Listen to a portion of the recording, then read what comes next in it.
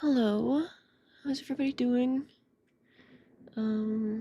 There's planes being, yeah, there's a plane problem.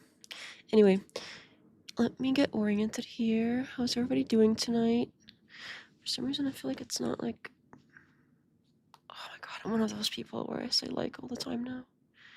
Not that that's particularly new, but sometimes I get into these things where I'll say one like and then they just spill out everywhere all over the place and I can't stop.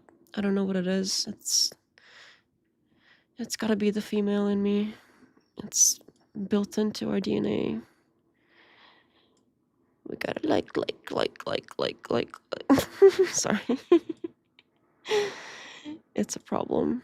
I'm trying to recover from the like and the but it's a long road ahead.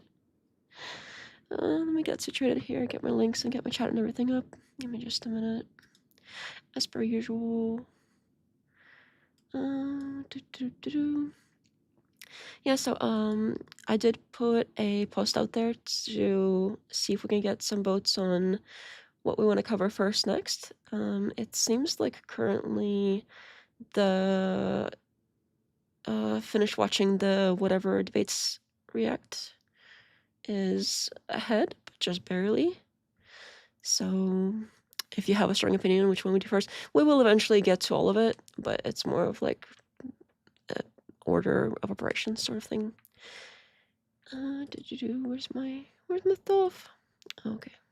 Oh, I gotta push the button. Oh, it works.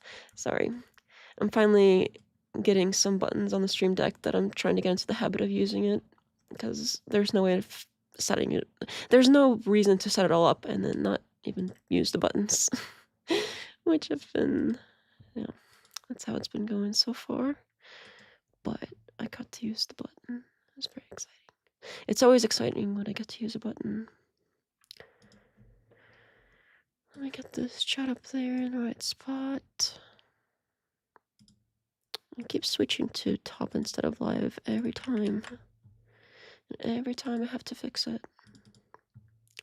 And this time I'm not going to forget the Discord. I've been forgetting to post in the Discords for like the past 2 or 3 several live streams, but this time I'm not going to forget. And I'm going to put you over here. Oh, okay, I forgot I fixed it. Okay, there we go. Oh, magic.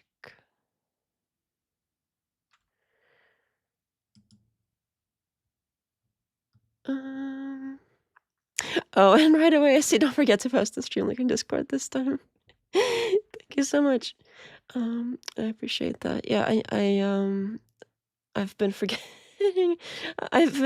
It's weird that I forget because I specifically talk about doing it. Like, oh, I'm about to do this, and then I get distracted and not do it. It's been ridiculous. Welcome back, Professor Hizzle. Nice to see you. Only specific start time 10:37.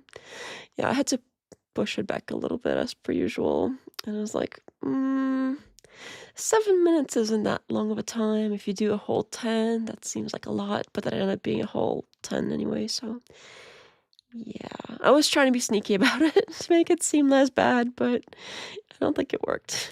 Sorry. Yeah. Not first. Okay. Hello, welcome. Nice to see you. I don't think I've seen you before. Welcome. Yeah, it is a little bit short of the elite time. Ooh. Look at that. I like those. Those are my favorite. Naz, Ricknell, everybody. Examination. Alright. Let me get my Discord thing, because if I don't do it now, I will forget. And then I'm gonna be like, oh no, I forgot again. And eventually that gets kind of old, doesn't it? So last time I was like, okay, while I do that, let me talk about blah, blah, blah. And then I never got to do that. So we'll see how it goes this time. But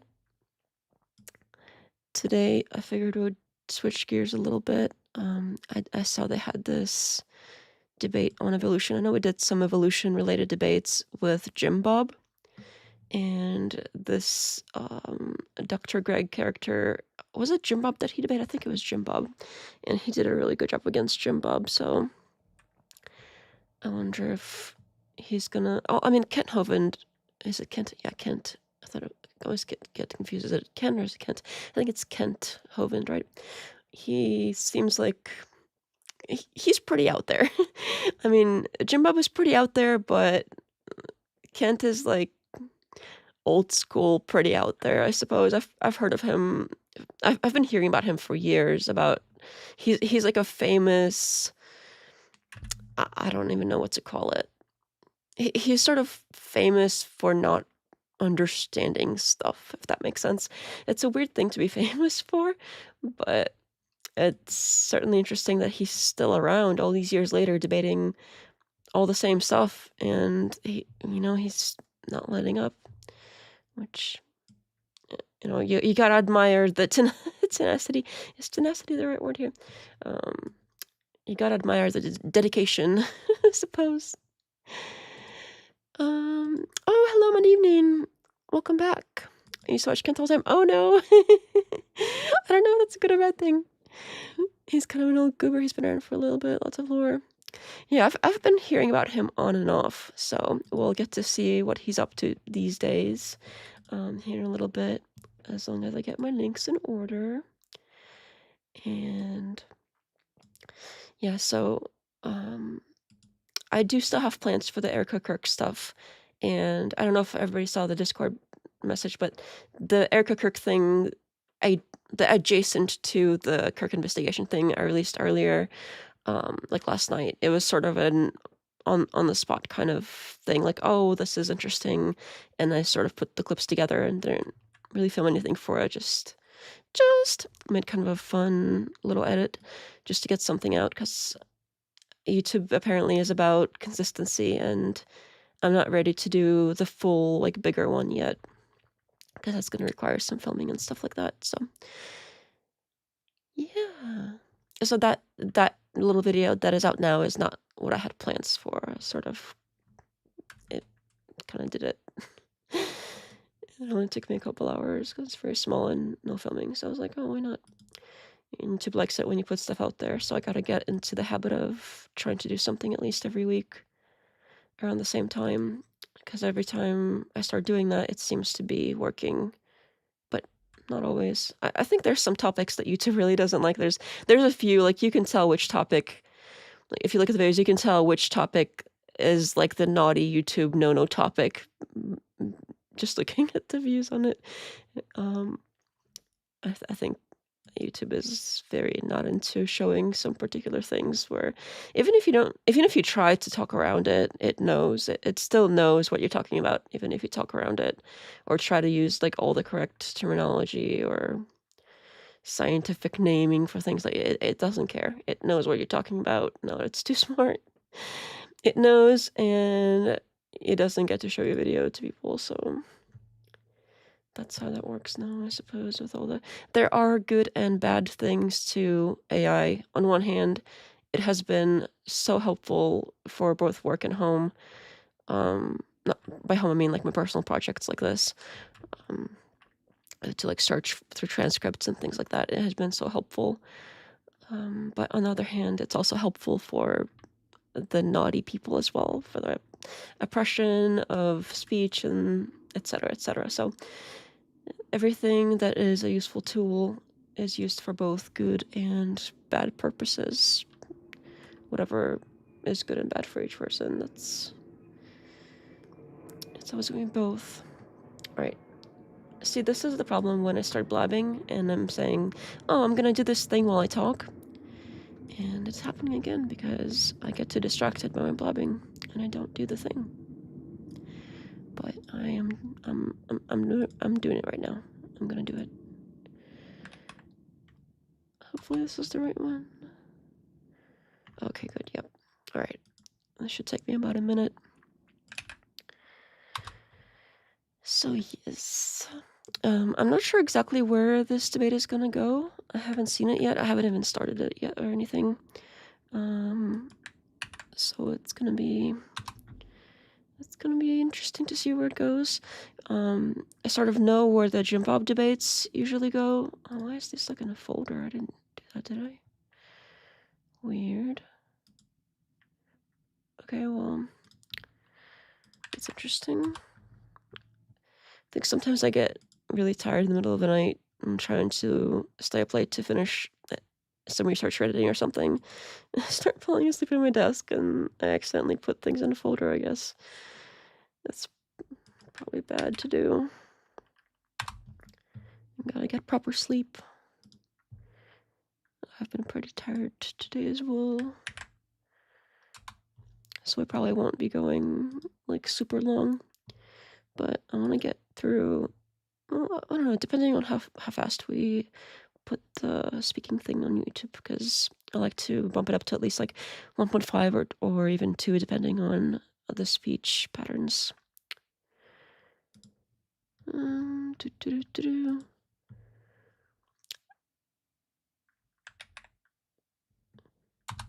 I'm getting close to done.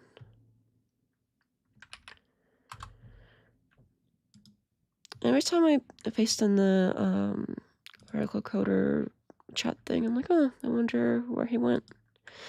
Dude sort of disappeared, which is weird because he had just gotten to 1,000 subs, which is a pretty big milestone for a small channel. And then right after that, he was gone. Poof. It's weird. It's very odd. It's hard to tell when a channel is like, oh, you can advertise your channel as long as we're not currently streaming. So then I have to like go and see if they're currently streaming, and it's become kind of a problem. Because I want to be polite, but now I have to open up a whole new tab for that. And then, especially if the person has like 2 or 3 channels. At some point, I'm gonna have to like check the one and no, okay, good. And say I did the due diligence, because I can't be checking like every single one. Plus, like for a Discord, I don't know. I get like not advertising, because I know some people go into other people's live streams and start like advertising other live streams, and that seems to be poor etiquette. It's generally frowned upon. But if it's a Discord, it's like, I don't know, it seems kind of whatever. Especially if they have like a specific self-former room. It's like, knock yourself out. I don't really see the issue with that. Because nobody knows exactly if you are streaming or not when they just go down the list, but whatever. Okay, let me get this pulled up, because I did the thing that I forgot all the other times. Hovind, or Hovind, you know what? I guess we'll find out soon. I'm also 6-day young Earth creationist, so I can mod, but I won't be riffing much. Oh, cool. Yeah, the mod thing isn't... It's mostly like, oh, if you've been around for a while, it's like... people like the little badge things, but usually I don't really... I very rarely get somebody that comes in and starts like straight up spamming or TOS violations or things like that, but besides that, I'm not too worried about, like, I suppose, trying to moderate the chat overall, besides, like, if you straight up nonstop spam and nobody else can talk, or if it's, like, something YouTube is gonna be upset about that is, like, pretty egregious. Because it already blocks things on its own, so if it's somehow got past that, I guess, which is unusual. So it's very rare that anything really needs to be done. So that's just kind of for fun, I suppose. Since for people that have been around for a really long time that are here often, because people like it. So if you don't, I can take it away too. Like if you don't want the responsibility or something, let me know. It's certainly optional. Oh, good. I forgot what that would have been referred to, because I started blabbing again. I'm sorry.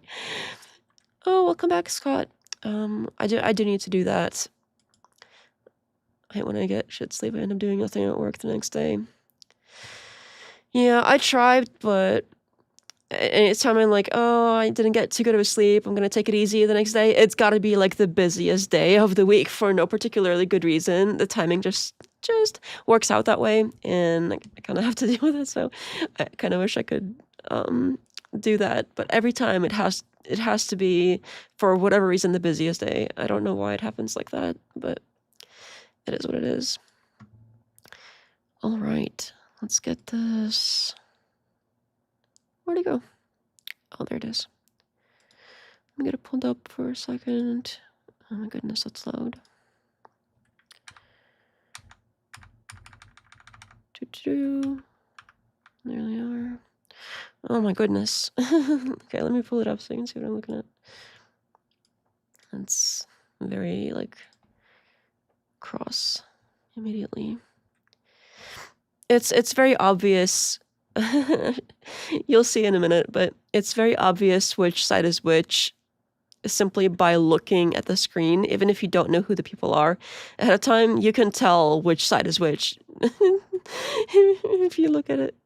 All right, let me move myself over a little bit. That seems I can go right there. We don't need that particular person. Okay, kind of put myself in the middle of the bottom part there, where there's nothing except for the ad.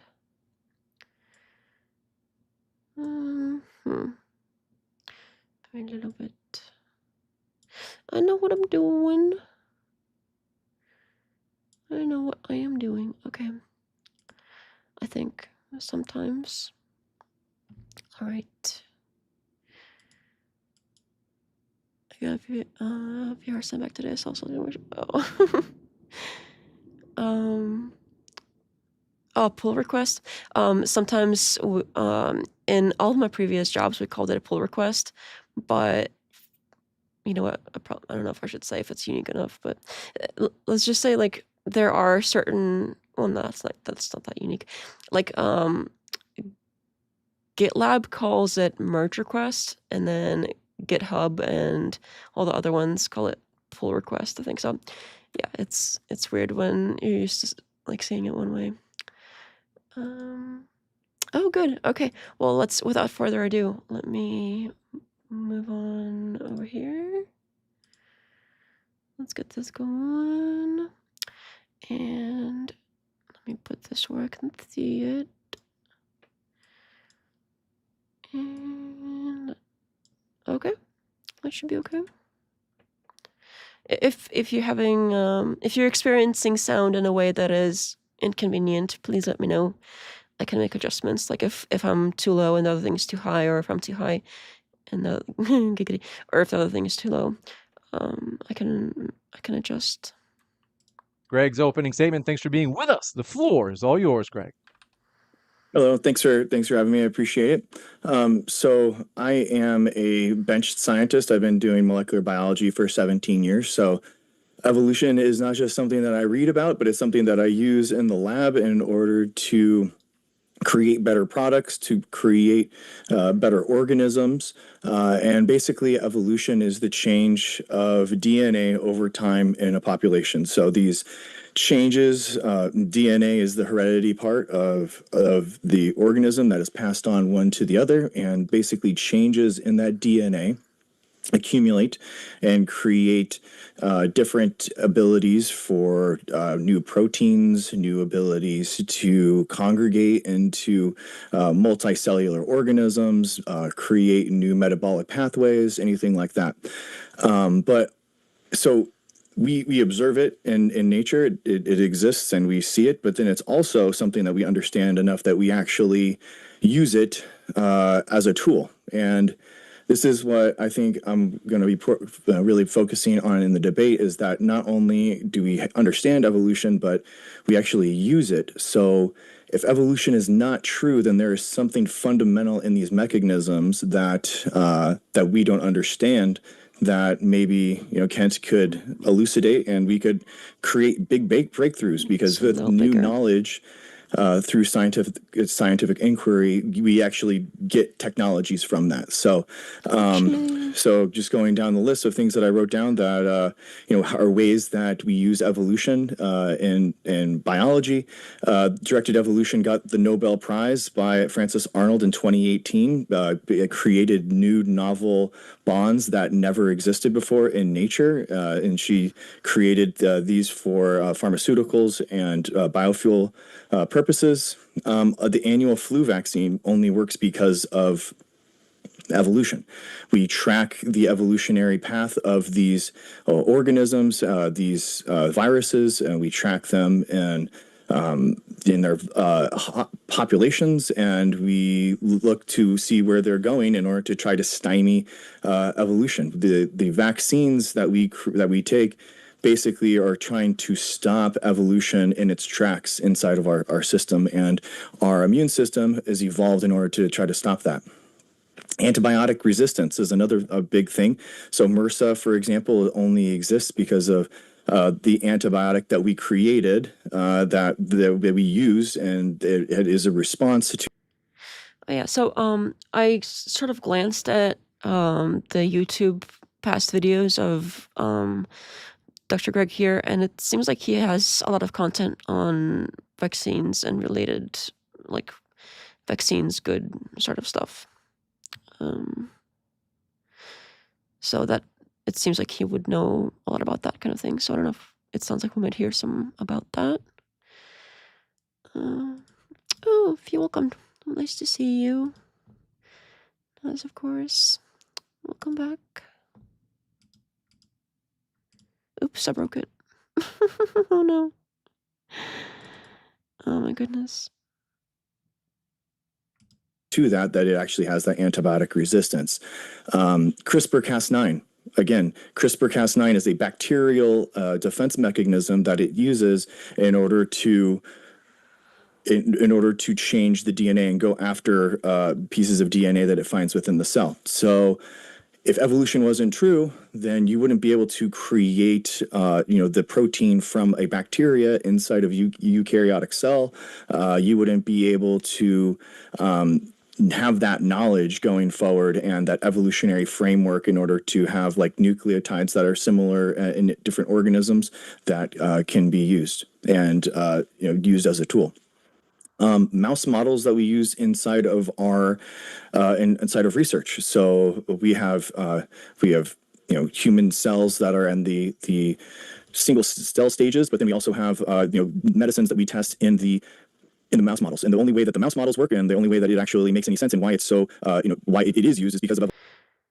When he says mouse models, I understand what he means by that, but what I'm picturing is like really like skinny looking mice walking upright like little people in like a catwalk modeling clothing, little mouse clothing.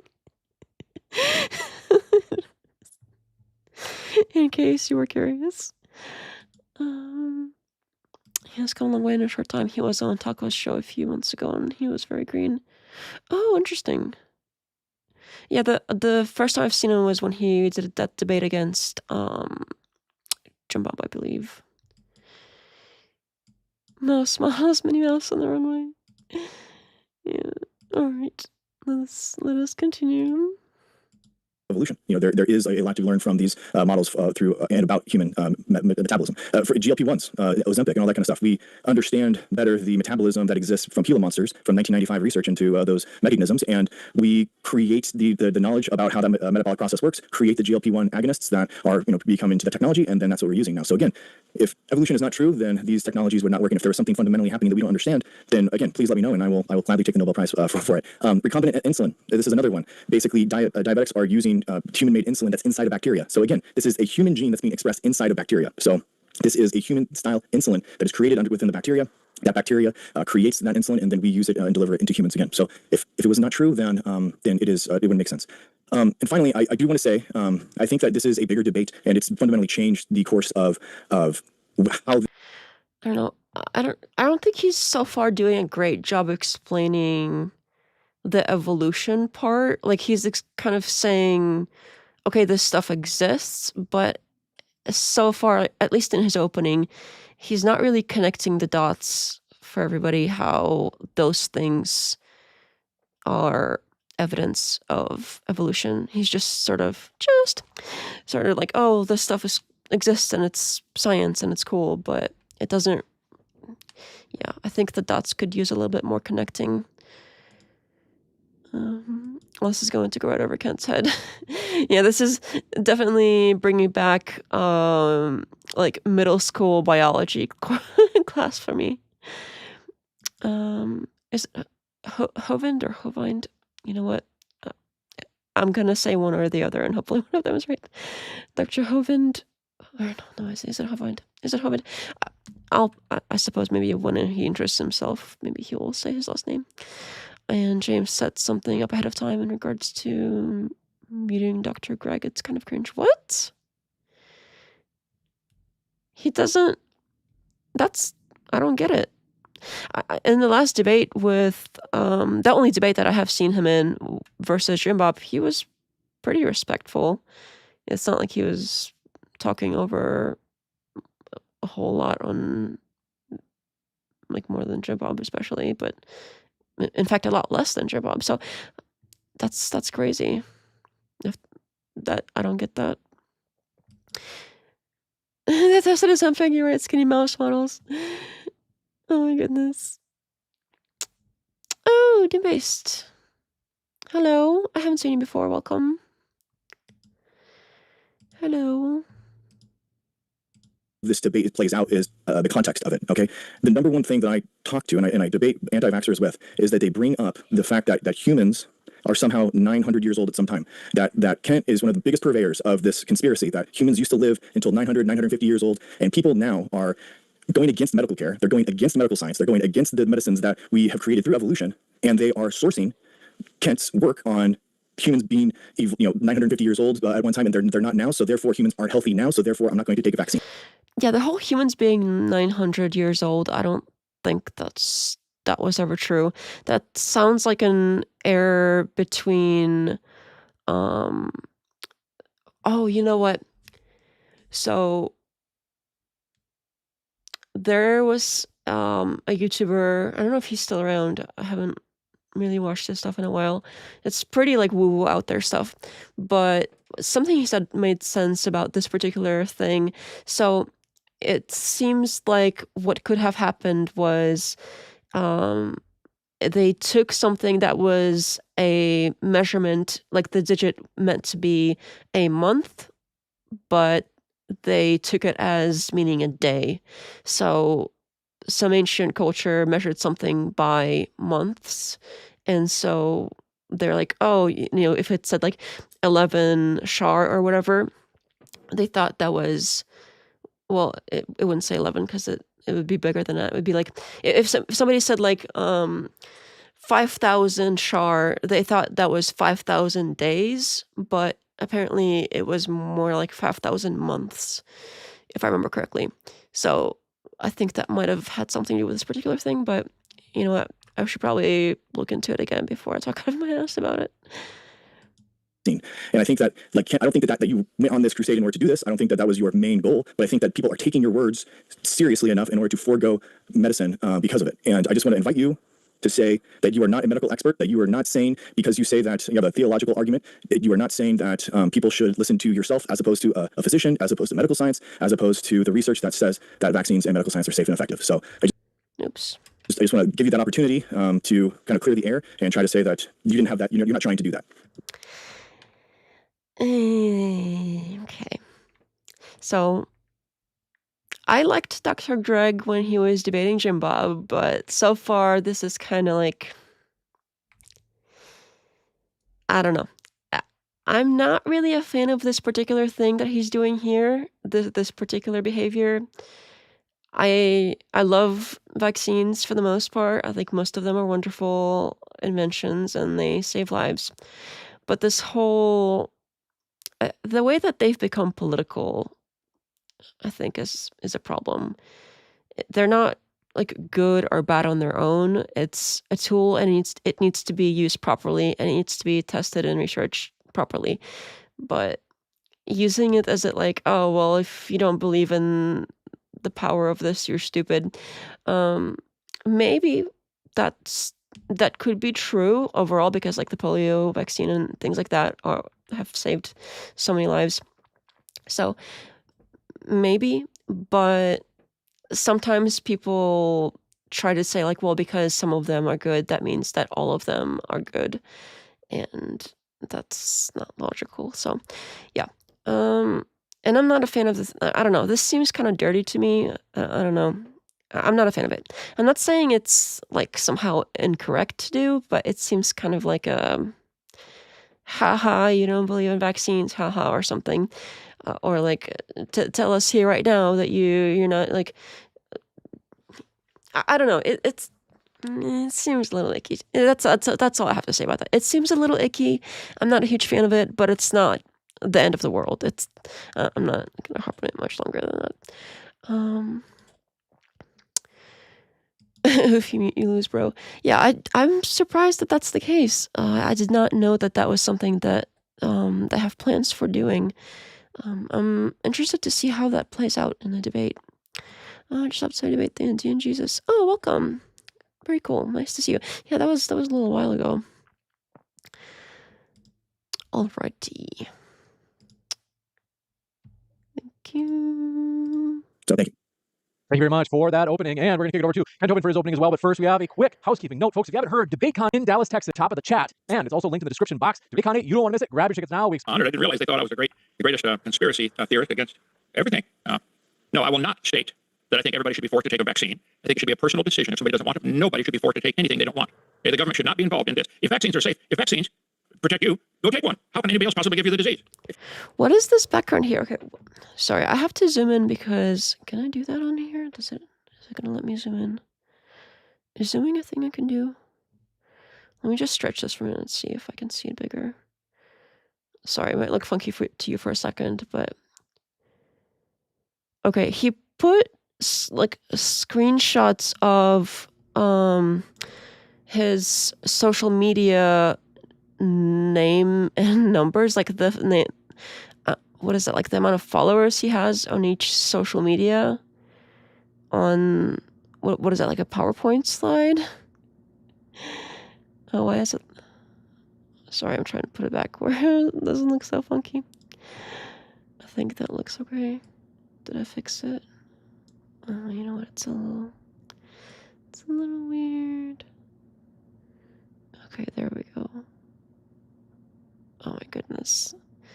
I hate it when things are just a little bit off. It bothers me so much. Okay, you know what? That's good enough. So that is, if that's what that is. Sorry, I had to look closer at that, because if that's what that is so cringe. That is literally, what is that, like a slideshow he's doing, and that's him showing you how many people he has following him on each social media. As like, what is that supposed to be? Like a If you think you need it, take all you want. But don't make me take. I don't even know what to say about that. I'm sorry. That was not something I expected to see at all. Oh, yes, the most models. I think I'm heading to photograph the lightning storm for a second. Oh, this lightning storm sounds cool. We don't really get many storms here. Welcome back. Nice to see you, Rick. No. That's exactly what it is. It says credentials. Oh my goodness. Oh, that is cringe. Damn. Take them to keep you safe. Think about it. That's dumb. Okay. So no, I will not state that. I think everybody should have freedom to do what they want in the medical field. But you guys seem to want to use the government and the strong arm of the government to force everybody to do something because you think it's right, and they may not think it's right. So I think that is wrong at multiple levels. I don't disagree with Kent there. I think it's wrong to force people to do things. So I will not state what you told me to state. But I didn't want to do this about vaccines tonight. Anyway, welcome. My name's Kent Hovind. I taught high school science and math 15 years. I'm not the world's expert on any of those, but I'm pretty well up to speed on the evolution creation debate. What you shared with us, Dr. Gray, was evidence of intelligent design. These creatures, these bacteria, are able to evolve, I'll use that word, within limits. There are limits to how far they can go. You said you studied them for 14 years or something and watched it happen. I bet you've observed that they have variations that can happen, but there's limits. Farmers that raise cows try to get bigger cows if they're raising for beef, or more milk if they're raising for milk, but they always run into a brick wall. There seems to be a limit. There's a limit on just about the variation within any kind of animal. They now have 450 breeds of cows, and they're still cow. recognizable. That does not prove they're related to a mosquito. But you guys get these variations within the kind, and you see these bacteria able to, develop a new ability to do something, and say, wow, because of this, bacteria are related to elephants. That's what you guys teach. That is stupid. And even if it turns out later to be true, as of today, it is not part of science. So no, I'm not going to say that. Okay, this is what evolutionists never seem to get. I'm on all kinds of channels. They keep taking us off of YouTube, but I don't know why. Because I'm the nicest guy I've ever met, but they keep taking us off. So we finally gave up. We put them on all other channels. Go to drdino.com. You can see all the channels. We have about 14 million views a month.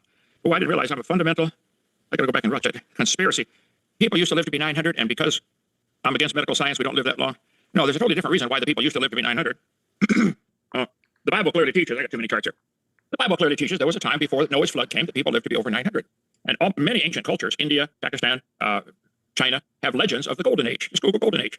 This is not just to the Bible. Many dozens of ancient cultures say there used to be a time when man lived to be 1,000. Well, the Bible doesn't have anybody living to be 1,000, but it says the ones that are named anyway in the 900s.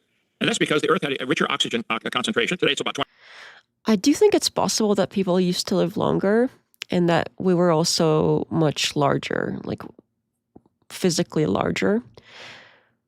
That's possible, but 900 is a bit of a stretch, I think.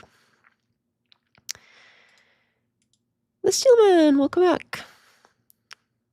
Yes, it is Kent. Yeah, this whole like, oh well, the Bible teaches as if that's some kind of proof. I mean, the Bible teaches a lot of things that we don't see in reality.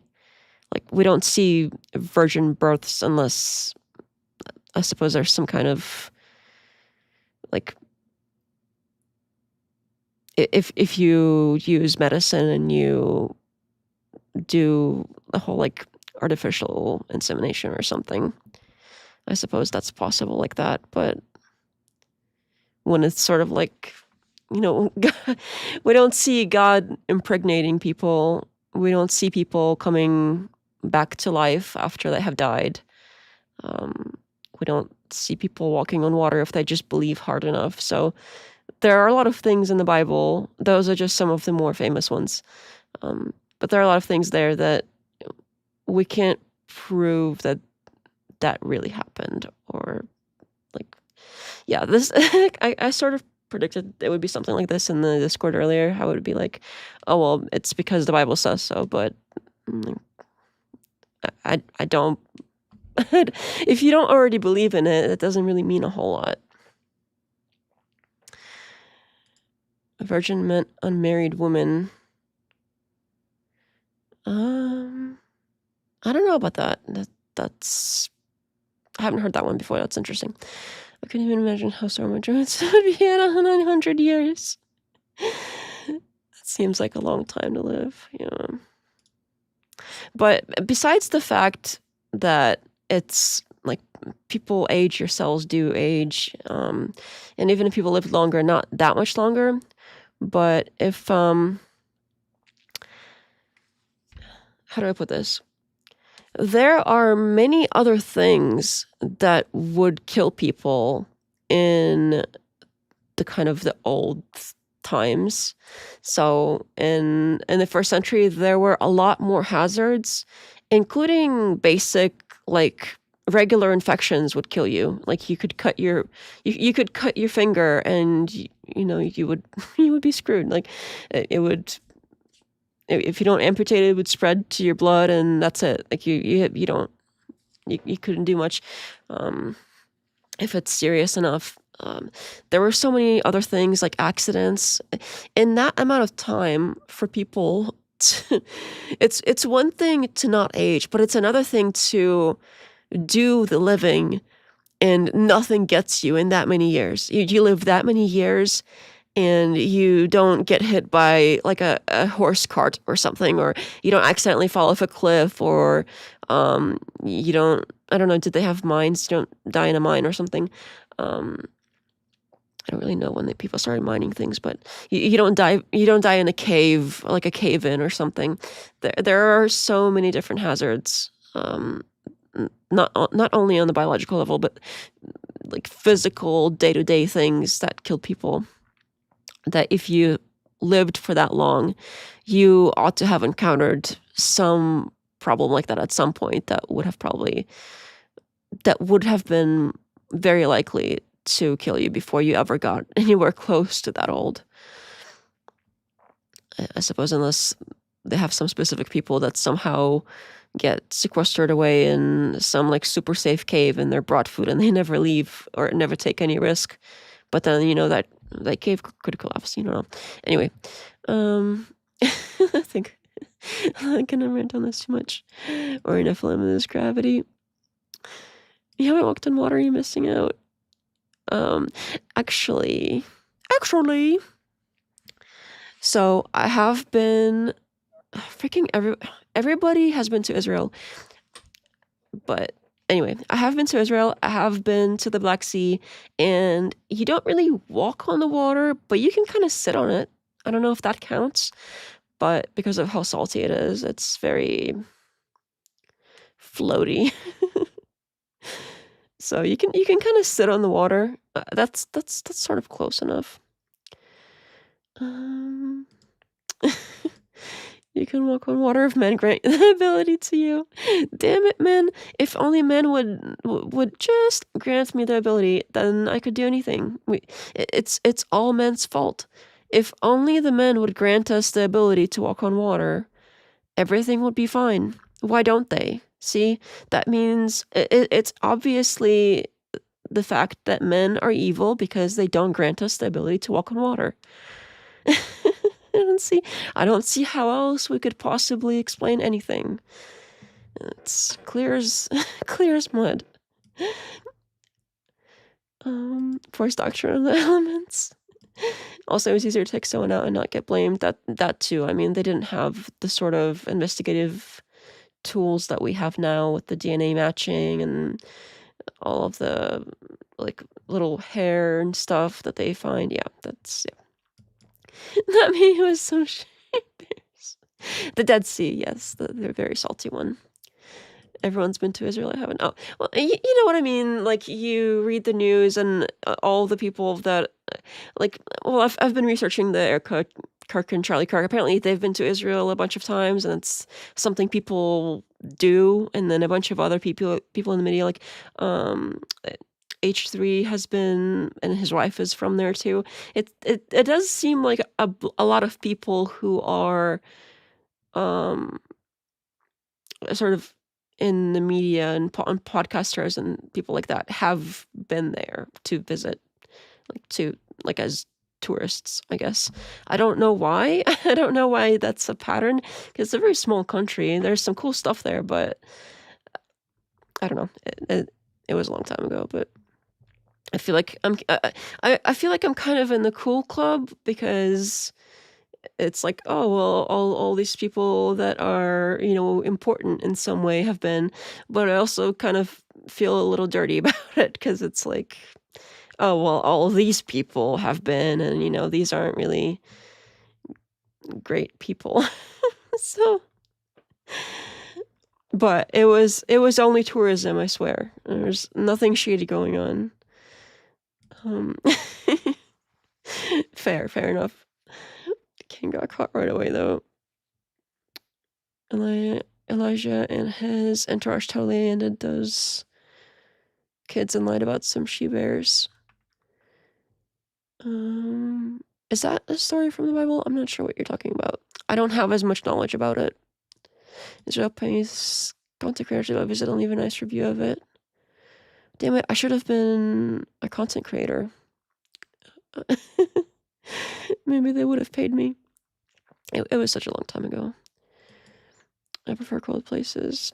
I'm pretty much the opposite. I like the hotter places as long as there's AC. If there's no AC, then forget it. I think H3 admits it. The paying part or the having been there? I think he admits to being there, but I don't know if... I don't really follow him, so... I've only seen a few things. All right. Oh, yes, from the Bible. Yeah, that explains why I wouldn't know. Definitely not a travel vlog one. Like when I was there, I don't know. I was like in high school. It was a while ago. Oh, the paying part. Oh, gotcha. Definitely not travel vlogs. That would be fun for me to do when I was younger, maybe. Now that I'm older, I'm pretty much over traveling with the parrot and everything. Anyway, let's get back into it. 21%. Back then it was about 32 to 35%. That's what they find in amber bubbles, 32% to 35% oxygen. But that would be optimum for the human body to live under. And I think it was greater air pressure. I'm a strong believer in what's called the canopy theory. I think there was an ice canopy above the atmosphere that compressed the air down to probably double atmospheric pressure. Squeezed all the air that now goes out 50 miles down into maybe 10. I don't know. That crystal canopy would increase. Oh, in like Jerusalem though, there are these tours you can take, and I got signed up for the Christian tour, and so they take you around all these places and they point at like a rock or something, and they're like, "Did you know this rock right here? Jesus, he sat on this rock, this exact rock, and he said some stuff." And people are like taking pictures of this rock, and yeah. There are some pretty cool things though. The whole like wall with the things it's interesting when people have sort of, how do I put this? Even though it's religious and I don't fully understand it, it's interesting and kind of cool to see people do have like a physical representation of something that a lot of them together agree on, and you see people like follow the same traditions for years and years and years, and there is something cool about that. But the Jesus rock, like, I don't really get that. I'm sorry. I'm sorry. It's cool if you like it. I don't got anything against it, but personally, I like cool, I guess. Bring the parrot, he'd love it. He does not travel well. He hates traveling. Plus, like on a plane, oh my goodness. Did you go to the wall? Yeah, the wall thing with where you stuff the papers in it. I don't remember the name of it either, but yeah. Was that what it's called? I forgot the name of it. That's possible that is the name, but yeah, you basically stuff little papers in it. It's not just a boulder; it's rock. I haven't seen SpongeBob in years either. All right, enough fun. This channel is not for fun. No fun allowed. Air pressure, and it could be held up by the magnetic field of the Earth, since super cold ice is magnetic, or held up by the simple air pressure, like an inflatable building. You just pump up the building and it's inflated and it stays up there. So I don't know. It's gone. I think it all fell down at the time of the flood. And the reason the lifespans dropped off is not because they weren't taking vaccines. Okay, the lifespans dropped Wait, why does he have a snow globe? off because they have less oxygen now, less air pressure. It affected everything. That flood totally rearranged He was like holding it up for something, and I wasn't even following. I'm sorry. everything on the planet. I don't know if the snow globe was important. And all the strata that we see, the so-called geologic column, all formed in 1 year. Noah's flood.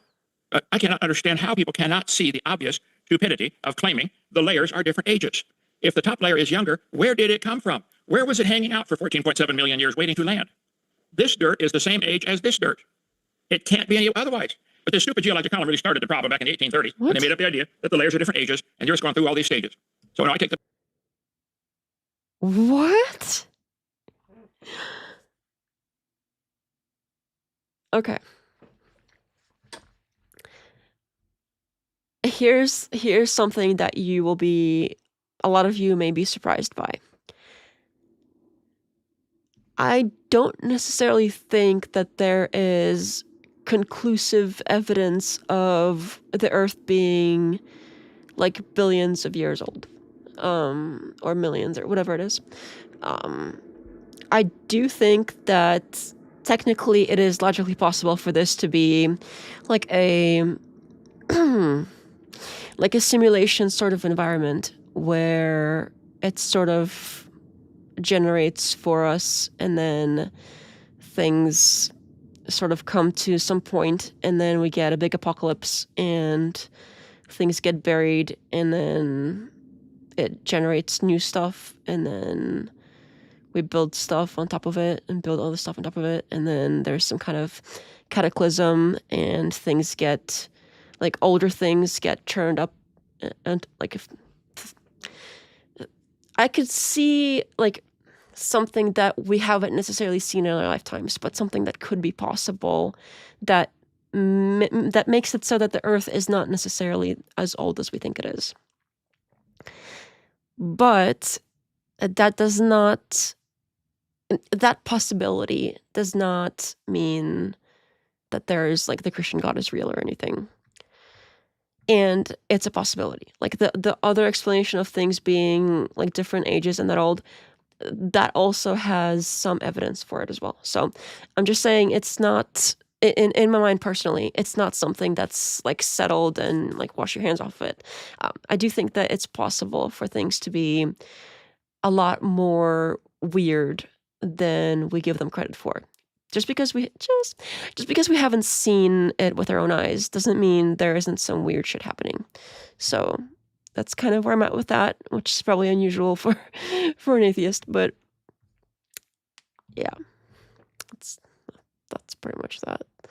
Oh, time for work. Wait, what? Oh, wait, that's not fun. Oh, gotcha. I gotta catch up on the chat. Definitely not fun. Oh no. Well, I lied. They're still fun, so it's okay. I should buy a snow globe. I think the last time I had a snow globe, I was like 10. Oh, is this guy Young Earth? Yeah, he's this is Kent Hovind. Kent Hovind. We'll go with Hovind. Hovind. Sorry. I think the cat is kind of covering his name, but that is, I don't know if anybody really reads the corner chat. I think it's cute to have, but I don't know, whatever. He seems to have brought out all of his bric-a-brac on his desk. Yeah, well, there's like a sand, like, decorative thing and some other globe lights. And what is this, like a time? Oh, that is cool. I have a thing like this. I don't know exactly if it really measures any particular amount of time. I haven't timed it, but I also have this hourglass thing. It's not blue like this. It's like a clear glass thing with the wood around it. I think those are pretty cool. The hourglass with the sand inside. Those are fun. And there's like a plastic dinosaur. Yeah, he's got a whole array of stuff on there. And the dinosaur mic stand. Is that a mic stand for him?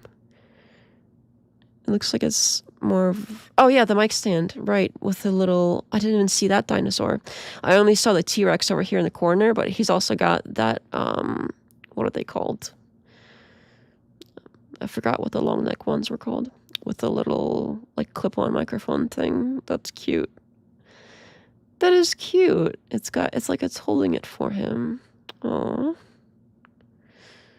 A dinosaur mic stand. Is it 10,000 years or less? 6,000. He also went to prison for tax evasion and runs dinosaur adventure. Really? I haven't heard about that. Aliens. Oh, is it like this? Aliens. I forgot exactly what the thing was. But yes. You're pronouncing his last name correctly. Oh, is it Hovind? Oh, good. I hope so. Hovind. We'll go with Hovind. I've listened to most of Kent's stuff. He's right on. That's certainly... We certainly have some mix of opinions in the chat. That is for sure. All right. That's cinema. All right. Let's resume. The position the Bible is literally true, scientifically accurate. But listen, I am not demanding that my belief in the Bible be taught in the public schools at taxpayer expense. I'm not demanding that the government get involved in medical, telling everybody what they ought to do with their body and vaccines and vitamins and all. That's wrong. If you want total government control, go to I don't disagree with him. That's correct. North Korea.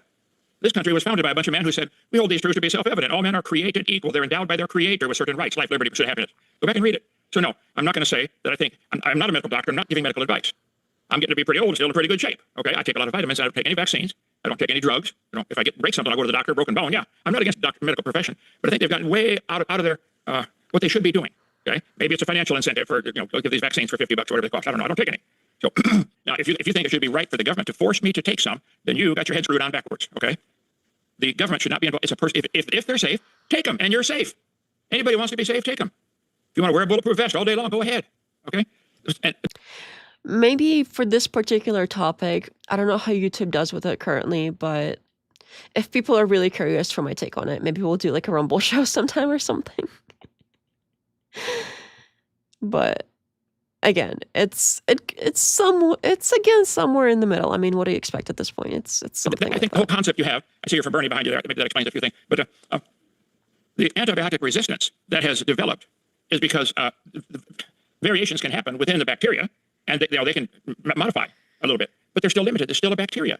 So this goes back to, I think, the fundamental difference problem is the meaning of the word evolution. This is where they try to say, evolution is true. Here's the problem, I think, very clearly. There are 6 different meanings or levels or stages to this theory of evolution. First would have to be cosmic evolution. Where did time, space, matter come from? They don't want to talk about that. They claim it's a Big Bang, which is really ridiculous. What exploded? Where? I don't think evolution, correct me if I'm wrong, but like I said like again, I'm sorry.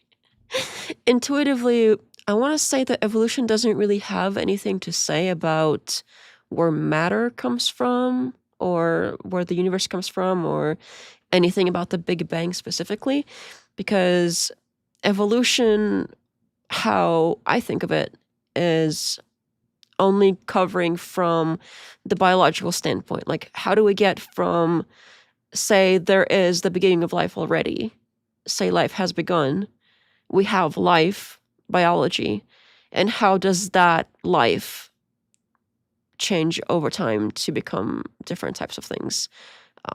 That's kind of what I think evolution covers. I don't think it covers, I could be wrong, but intuitively, I don't think it covers anything about the creation of the universe itself or matter or anything like that, or anything about the beginnings of life in general, like whatever the first life thing is. I don't think it covers that. The whatever started life might be kind of adjacent to evolution, but I don't think it really is evolution or is explained by it. Anyway, that's a different topic. But again, I could be wrong, but that feels right to me. Where did the energy come from? Where did the matter come from? Where did time come from? Where did space come from? They purposely avoid all of that. They want to. Well, it will purposely avoid. I don't know what you mean by purposely avoid it. It doesn't really have anything to do with theory. So I don't know if I have a theory about potatoes, and do I purposely avoid discussing, I don't know, trees? Well, no, it just doesn't really have anything to do with potatoes. So I don't know. It's like if it's like a conspiracy to purposely avoid discussing that stuff, it's kind of a different topic. I don't think that's all there is to it. Abiogenesis and evolution are different things. Oh, okay, thank you. Yeah, I kind of thought so, but it's nice to have confirmation. That's the astrophysics job on space-time. Yeah, it seems like these are basically different topics, and it's like, oh, well, evolution doesn't talk about it. Well, it's not supposed to. Sorry. They want to jump right to number 5 and 6. Secondly, there would have to be chemical evolution. This Big Bang produced hydrogen, they say, and maybe some helium and lithium. Okay. How do you get platinum, uranium, silver, gold from hydrogen gas? I'd like to know how to do that. Okay. Then you have to have stars and planets evolving. That's never been observed. Nobody's ever seen a star or planet form. Never. They have this theory that a bunch of dust clouds, think about it, the Big Bang made everything scatter out faster than the speed of light.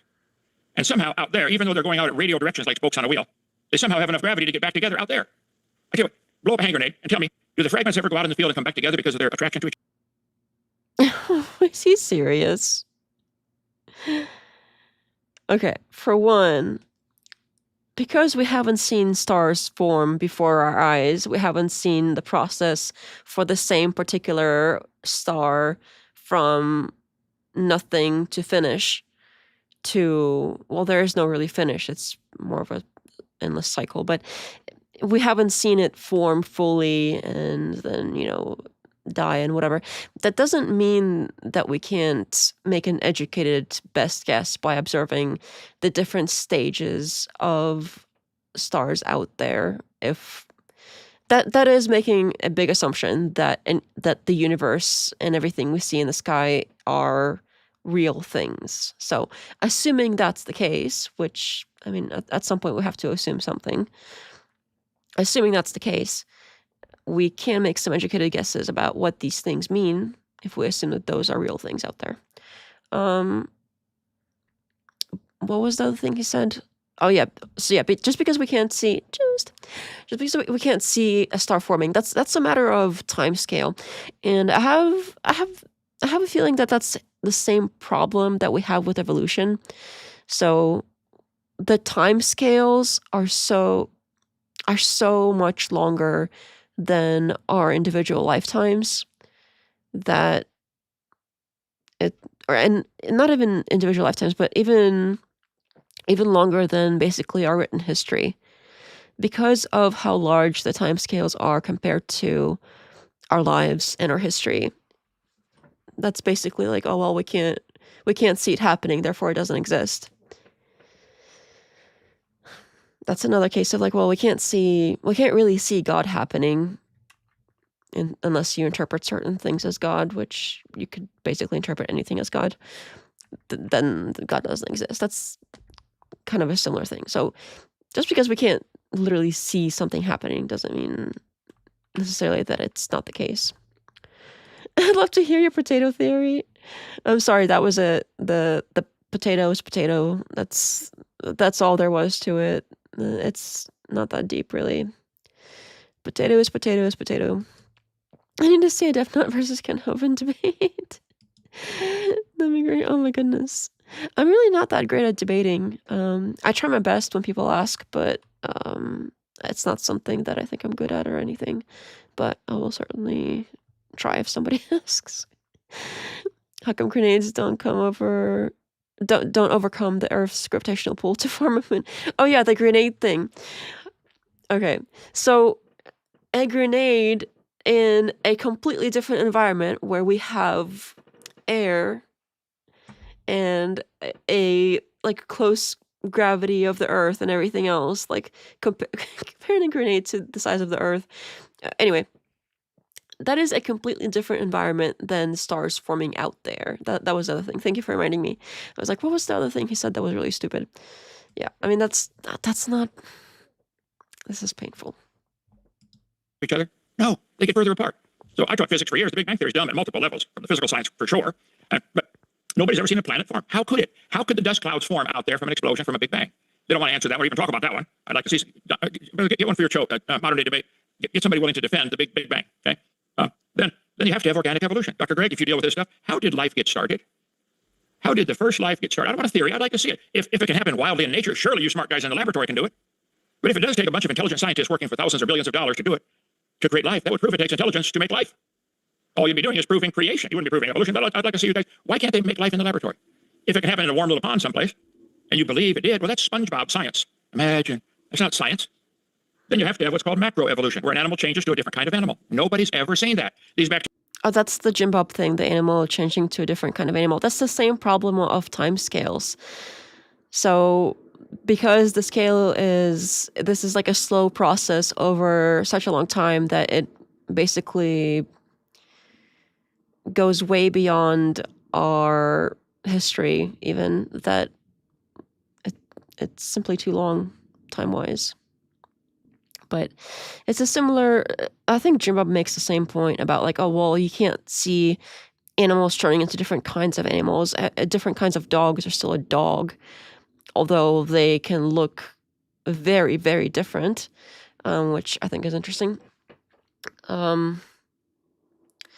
that's kind of where do you draw the line? Because over time, if an organism keeps changing, like if we take a dog and we keep breeding it a certain way, and that implies like our intervention, or it changes based on the environment it's in and breeds according to that, regardless of how it's done.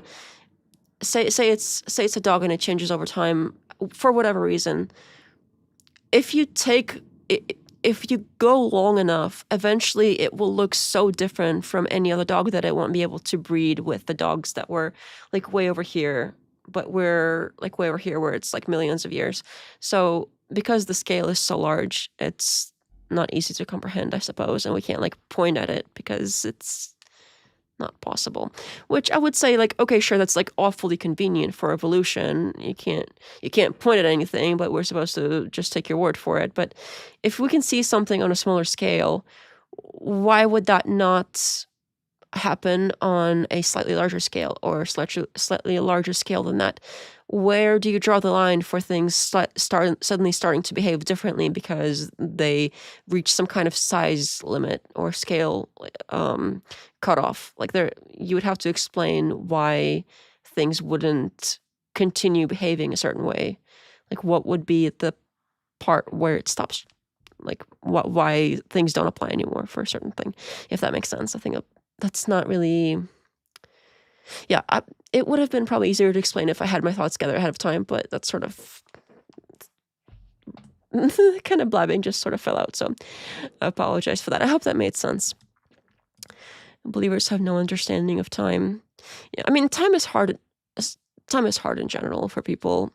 For me as well. Like, I think about why anything exists at all, basically every day, and it's like a crippling, like, why do things exist? Like, why is there something rather than nothing? And I understand the sort of desire to have religion explain it away, so that you're like, well, okay, well, people say it's this, and that explains everything, and now that it's been explained, I don't have to think about it anymore.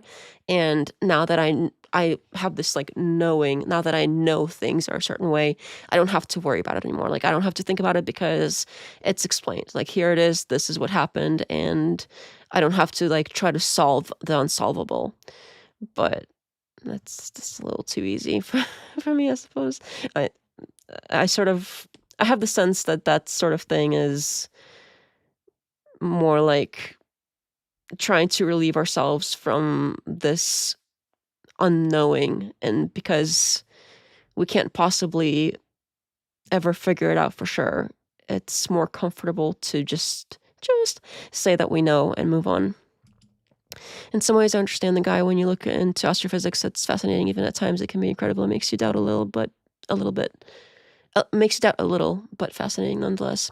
Yeah, I agree that it's easy for us to say, like, oh, well, evolution here, clearly it makes sense because people have explained it in a way that makes sense, and logically speaking, it makes sense, but you can't see it. So I understand why people may not intuitively want to agree with it. Bacteria you've worked with for 14 years, I bet you $5 they are still bacteria. Aren't they? Yeah. Yeah, again, problem with time. This interesting that he's got a little, well, not so little really, but an hourglass there. maybe that's meant to represent time for him. So you're not seeing evolution. And his contention with it. You're seeing a variation of the same kind of creature, of living creature. It's already alive. It's already bacteria. It's already able to reproduce. It's already able to ingest, digest, and excrete materials. It's already ready. It's already able to respond to its environment. And you're seeing variations in this thing. It's still a bacteria. That doesn't prove bacteria can slowly evolve to a whale. This is what the public school kids are being taught. This is not only stupid, I think it's criminal to lie to kids like that and say, we saw these bacteria have variations. They learn to digest nylon. Oh, that proves we're related to a whale. Talk about a jump in logic. So no, I take the stand, there is no evidence for evolution beyond variations within the order. This is something I brought up before for some other topic, but this is kind of like where you can't exactly draw a line where your neck ends and your head starts. Like, where is the exact precise line where that happens? Because, like, you could try, but somebody else could be a little bit off, or a lot off. So it's one of those things where, like, the head is a different part than the neck. You can see the difference. But to draw the line exactly where it flips to being something else is basically impossible. But you know that it does become something else, but you can't point to the specific spot. And it's that sort of thing with evolution and time. You can't point to the specific spot when something becomes something else, except for, I suppose, eventually enough of those kinds of things would be enabled to breed with the other kinds of things. That's generally where we call it something else. But it happens on such, like, a slow scale that we can't really observe one thing becoming another type of thing, because we don't live long enough. Evolution time lapse in 4K hasn't dropped yet. That's fuck. Oh my goodness. You know what? I do wonder if there is something like that, because I know they have I remember seeing this really cool thing where it's somebody did this video where it's some people having a picnic or something. I forgot exactly what they were doing, and it starts zooming out, and it zooms out all the way to like what we think the universe looks like, kind of. So it starts zooming out from like the Earth, the solar system, and it keeps going and going. And it's so trippy. I think I do wonder if there is something like that for evolution, where it's kind of a visual for that. I know that was kind of a joke, but in all seriousness, I think it might honestly be helpful to have something like that if it doesn't exist. Although I wouldn't be surprised if it does. Or an existing kind. I forget how many. There's 5 varieties of giraffes. They probably had a common ancestor called a giraffe. Okay. There's 167 varieties of ducks, and I bet they had a common ancestor called a duck. But you guys want to force everybody to learn at taxpayer expense to learn that the duck is related to the cactus. There they are, duck, cactus. Do you think this should be taught in public schools at taxpayer expense? I promise you did if you voted for Bernie. Now, lastly, there have to be microevolution. That's a variation within the same kind. That happens, and that's all you've ever observed in 14 years. You've never observed a bacteria produce a non-bacteria. Have you? Over to you. Thank you very much for that opening as well. Quick housekeeping notes. Folks, first, we're going to have a Q&A following this open dialogue, so if you have questions, feel free to submit them either by tagging me in the live chat with @ModernDayDebate. Otherwise, the Super Chat pushes your question to the top of the list. And if you haven't yet, hit that like button. We do appreciate your support. And we have many more debates coming up, so if you haven't yet, hit that subscribe button. Brain is swelling to the point that they are having brain damage because their mother, a kid that is in the hospital right now, their brain is swelling to the point that they are having brain damage because their mother did not vaccinate them.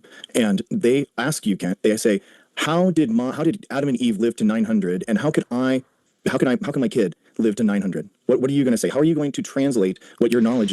I'm not a fan of this. So I really liked his arguments when he was debating Jim Bob, but here he seems to be, from his opening and between his opening statement and this beginning statement as well, it seems like he's really going hard with this like vaccine thing, but from an emotional angle, like, oh, what are you going to tell this child that's dying of whatever? I'm not a fan of it. It seems not great.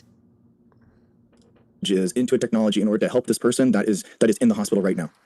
And I would really like him to point out how vaccines specifically show that evolution is real, because like the debate is supposed to be creation versus evolution, but he keeps bringing it back to vaccines, but not really explaining what that has to do with anything.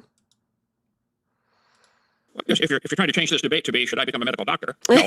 I guess Kent is on it. Yeah. I mean, it seems like the topic was either miscommunicated or misunderstood. I trust many friends that are medical doctors that I contact. I have questions. I also have friends that are nutrition experts. Why the kid's in the hospital with his brain swelling up? Could it be a traumatic injury? Could it be a bacteria causing some trouble? Measles is caused by a virus. Okay. Should the government require everybody in our country to take a vaccine because of that one kid? It ought to be voluntary. That's all. See, Bernie and those guys are socialists / communists. The government should run everything, control everything. That's apparently your philosophy. Do you think everybody should be forced to take vaccines? Yes. Okay, then you need to go to a different country where they force people to do things. No, I don't want that in my country. You don't even understand the history of the United States. George Washington, literally, part of the reason that we won the Revolutionary War is because he gave the smallpox vaccine to his troops. So actually, the troops. Okay, I'm okay with like, oh, you sign up to be in the military, you want them to be vaccinated, and like I'm sort of okay with that to an extent. Like the most like basic, absolutely necessary ones that are proven to save lives, sure. Not like anything new or experimental. That's unacceptable to force anyone for any reason. But as far as like another thing, you know what? This probably isn't at this point with how it's already by vaccines.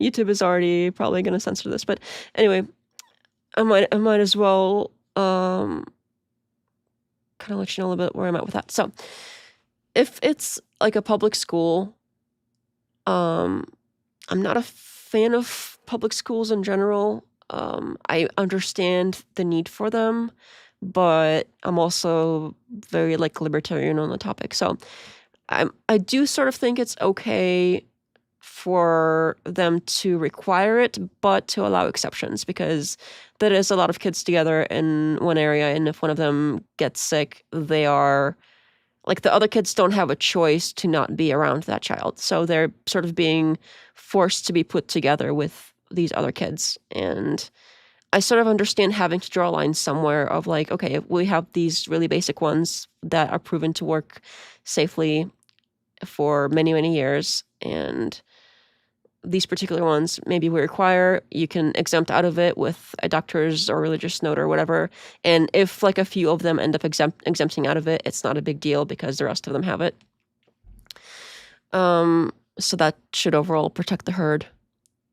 But when it comes to like I think people take this good thing, vaccines that are very, very good, and kind of blow it out of proportion. They really start doing a bunch of them at once without giving the body time to adjust to each one. They start really overdoing them. They start adding new ones that are still experimental and forcing them. And I think that's wrong. So, and also like you can always choose to homeschool and not have to do it. So that is something like you can opt out by not going to the public schools where all the other kids are basically forced to be. So I think that is kind of a compromise there where like, no, you shouldn't be forced just for existing. But if you do want to go to some like public thing where we're forcing a bunch of people to be together, I think it kind of makes sense to do some basic ones at that point with exemptions. Anyway, okay. So hopefully that kind of explains my position on the topic, since apparently it's a topic of the debate. I did not think it was going to be because I don't know what that really has to do with evolution. Like I understand that like it has to do with how things maybe adapt to certain things. But he hasn't really drawn a direct line to how that's evidence for it. So I'm not super clear where he's going with that. I assume Greg was pushing hardcore on that particular one. I would not be surprised, yeah. My children have 0. Okay. Yeah, I mean, since the rest of the people have quite a few, if like most people have them, then if a few people don't, it's not a big deal because the herd is still protected. But yeah, I mean, if everybody stopped doing them, we would have a problem, which is why I kind of understand how some messaging can be dangerous, where if enough people start believing that they are in general harmful and that there's no such thing as a safe one, and things like that, which does not appear to be correct. I mean, there's risks to everything, but they're very small for some of the original basic ones that most people take. Anyway, if everybody stops doing them, we would have a problem, probably. And to the break, welcome back. Nice to see you. I appreciate your reasonableness. Oh, that's so nice. That is very nice to hear. I appreciate you guys. All right, let's carry on. First public health campaign was actually a vaccine campaign by George Washington. So George Washington is literally on my side on this one. So you are again on your own here, and I keep bringing this up because vaccines as an application of evolution. If evolution is not real, then vaccines are not needed because humans don't need to actually compete against viruses. But the reality is that we do, and viruses cause disease. Viruses cause people to die, and people are now foregoing medical care because they are listening to people. Again, he's sort of stating that, but not fully explaining it. Like, I understand how that could be evidence for it, but I'm not super clear how you can't, like, possibly have one without the other with the full extent that evolution is describing, species changing from one to the other eventually. And we just discussed how, like, the time scales are a component here, but he's not really explaining that very well, if that makes sense. Like you, and these conspiracies that humans used to live until 950 years old, so now they're foregoing medical care. That people are listening to you and distilling your knowledge and going in that direction. So I'm glad that you agree with me that you're not a medical expert, that you do not know how human physiology works, that you do not know how... I didn't say that. Oh, you said I'm not a medical expert now. I did not stop that. I did not say I'm a medical expert, but I have a big understanding of physiology and anatomy and biology. I've taught those for 15 years. This has nothing to do with me being a medical doctor. Let me finish your statement, though. You're claiming we won this war because George Washington vaccinated his troops. Mm-hmm. Okay. Are you aware that at the time George Washington was living, all the doctors believed in the doctrine of humors? They took George Washington's blood out, part of him, because he was sick. He got worse. They took out more blood. He got worse. They took out more blood, and he died. You think we should make it mandatory that doctors believe the doctrine of humors, and if you're sick, take out your blood? That's not That's how modern he's medical dying. science. So That's not what do you modern wanna- medical science. So we're not going to go. Okay, I got to jump in at some point, gentlemen, just because I'm Goodness. totally open to hosting a debate on.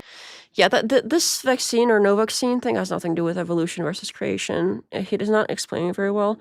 And you know how there's like sometimes you get a hair in your eye and it's like right on your eyelash, and it's like you can't tell exactly where it is.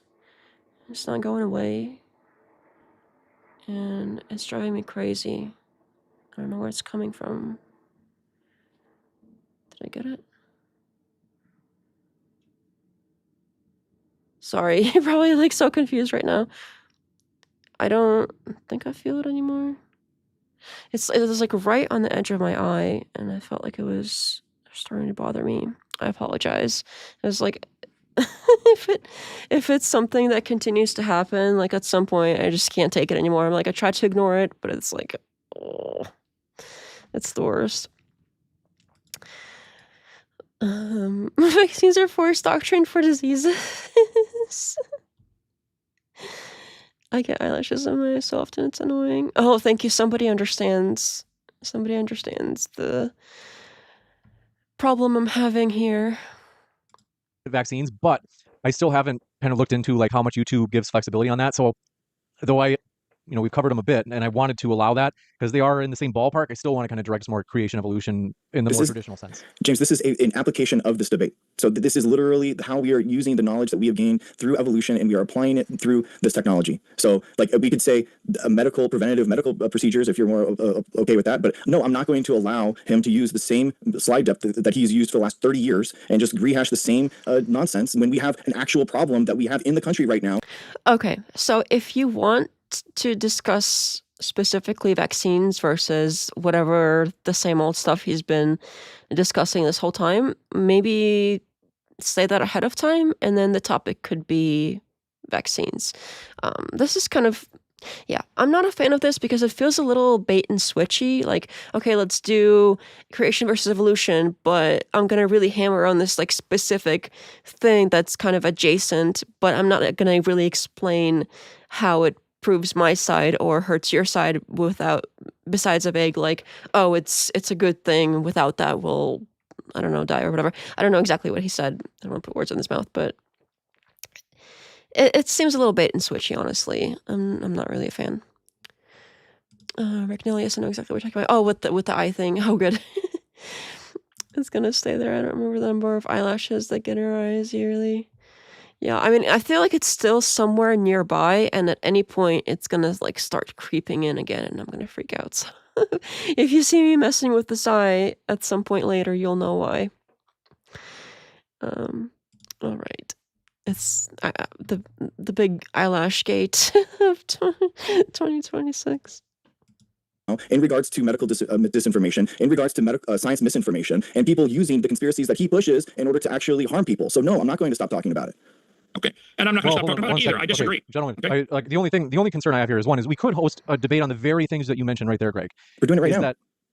Right, but I think that one, people are confused that it's kind of called creation versus evolution for the title, and the other thing is I do want to look more into, if I would have known that this is kind of where you were wanting to take it, I could have looked more into like, are there things you have to be careful about, where I could give you guys like a short list of like, we can talk about this topic, but just be careful about saying this or that. That's why I'm a little bit, what's the word? Yeah, you should be. This is why they take channels down. YouTube takes channels down. You're not allowed to mention anything. It's nonsense. I've been talking about the same stuff for 6 years. You're trying to deflect, and you're trying. That's kind of the point, though, isn't it? If you've been talking about the same stuff for 6 years on YouTube, and you get like 12 views or something for those videos, that's kind of the point. Is like YouTube is not. It's probably not gonna tell you it doesn't like it, but like it doesn't like certain topics, and it's not going to show that video to other people, and that really hurts. It really does hurt creators. Like there's one of the, I think the second to the newest one that I have, because of the topic, it's got like hardly any, and it's climbing very slowly because people like happen to see when they're already on the channel, but it doesn't, I guarantee it doesn't get recommended to anybody in their sidebar or like related to whatever they're watching. Like it's not, it's something that people might accidentally see if they're seeing something else of mine. And that's kind of how YouTube deals with a lot of stuff like this, where they may not have even if they don't have an official policy against saying certain things, the topic itself is going to be, it's going to hurt. So I think it's kind of too late now because when what's done is done. But yeah, I mean, it's a little bait and switchy. It's not about Jason. He's poisoning the well with the baseless assertion. Arguing against Kent is an easy win. This shows how little substance Greg has. Yeah, I mean, I was surprised by this because honestly, like, I did like him against Jim Bob. I think he made great points. But here it seems like he's doing this like vaccine sneak attack thing that doesn't really, and he's not explaining how it has anything to do with anything. Even if it does, like, somehow explain some part of it. Oh my goodness, it's back. Even if it does somehow explain some part of it, he's not explaining how. He's just sort of bashing Kent for disagreeing, so he's like, vaccine's good, and Kent is like, vaccine's optional, bad and optional, and he's like, vaccine's good, required. And again, that is, I agree with pretty much everybody else here that it's a different topic. It seems like the chat is probably saying the same thing, which is why James is also bringing it up here. Trying to run, Kent. This is insane. I'm not trying to run at all. I'm not the least bit scared of you. Now listen, you believe you came from a rock, okay? No, I don't. Again, yeah, you you're do. you're saying you believe you're related to a tomato, no, don't you? No. Okay. I'm 50% related to a banana. Yeah, our DNA, Okay. and you are too. Yeah, that's how. Oh, I'm related to a banana. Works. You speak Yes. for your own relatives, okay? Yeah. I'm not related to a banana. Now listen. Yes, you are. All humans are. I was not informed at all that this was going to go down in the debate about vaccines. I thought it was creation versus Yeah, evolution. we're talking about the application of evolution as a technology. And Yeah, so wait, I'm and sorry. you're Yeah, we're going to going talk right. about the medical gene therapies that we can do. We're going to talk about vaccines. We're going to be talking about like all that kind of stuff. Like the fact that we can actually do things. Okay, so maybe start with something else, and if it leads there, that's maybe that's okay. I don't know, but it seems like he's not really talking about evolution versus creation. He's sort of got this like vaccine agenda that he's going with, but he's not really. Yeah, I mean, I don't want to repeat myself too much here. Sarah tomato, Sarah banana. I haven't heard the Sarah banana one, but he did say tomato. Things and improve people's lives through the knowledge that we gain through evolution. Why should I stop talking about? You know, Sarah Banana is a better name. Like, it's more. It really rolls off your tongue. What's it called when something is like, it's not mnemonic. It's like, is that what's the right word when something sounds like, not rhyme, but it doesn't rhyme, but it's kind of, it's got a lot of the same, like the A's in there, and kind of flows well. I don't remember the exact word for it, but it's got whatever that is. About that? Why should I be skittish so that we can talk about archaeopteryx for the 50? Alliteration. Maybe. Kind of. Yeah, I think that might be because it's got that like that flow to it with the same kind of letters. Time. Nobody cares about your printouts of things anymore. People want answers. Okay, people want. How are you going to improve people's lives if you understand something that medical science or that science doesn't understand? Can you actually talk about this and actually improve someone's life? One topic at a time. He's showing that he's a communist. He's a communist. He thinks everybody should be forced to do something because somebody says it's better for them. Hold on one sec. I hate to interrupt, but I do have to say, gentlemen, we do have to get this back on track. So I do want to redirect this back to creation evolution. Like, Greg, if you want, I'm like assuming that if I can look into it and see that YouTube is safe, where we know what we can say. So, but the idea here, Greg, is I wish you would have told me in the email, like, I kind of want this to be more of a debate on Kent's vaccine positions. It is going in that direction to a point where it's just not returning. Like, I've tried to give grace and flexibility where we've covered that some, but in terms of tying it back to creation versus evolution, that's what I'm asking for. So Let me finish one topic that he started, okay? He thinks that people are listening to me, and they are. It's totally voluntary. Nobody has to listen to me, okay? Hold on, they're listening to me. Shut up. They're listening to me, and they want me to cut him off. It's my turn to talk. That's not Greg. That's not Greg. It's me. Is it? Greg was. Just relax. Give me 1 second. Is it Greg? Just want to be sure that you knew that people weren't hearing you. You're still on mute. Go ahead. I want to give Kent a chance, and then we'll come back to you. Or Greg. Shut me off when it's his turn to talk. Shut him off when it's my turn to talk. I will not continue this debate unless you do that, okay? I don't keep stepping on my tongue, okay? Now, if he wants to make vaccines. Did he just say no problem to that? That's unusual. Are you serious? Because I didn't know that was an option. And anytime that anybody else requests that the other person gets muted, he tries to get them to like work together better instead. And that's not something I've heard him do before for anybody. That's crazy. Did I hear that right? Did he just agree? I guess I did hear somebody brought it up earlier that this was going to be a thing, but I didn't think it was gonna. I thought maybe that was something that was said on Twitter or something, not that they're literally like agreeing to doing that here on the live show. That's weird and unusual. Because usually it's like, oh, mute the other person, and they're like, well, no, why don't we just time it? You do 1 minute, you do 1 minute, and then if I have to step in, I will. Why don't we just try to work together? Like, you get all of that. You don't get like mute the other person. Oh, okay, no problem. Like you don't ever get that. That is very weird. Hannah Banana is closer. Oh yeah, but if your name is like already something and you gotta add to it, you're kind of stuck with your name in there. Can't Banana.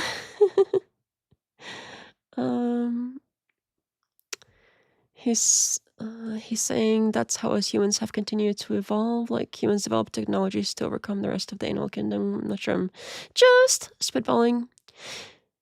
Yeah, it does seem like it's adjacent to it. Like it has some aspect of us and the different kinds of things that attack us with the different bacteria and viruses and whatever, different things that attack us, those things evolve. And because they adapt to different things, they have to, and because we adapt and because they adapt, if we sort of get used to detecting them, I don't know.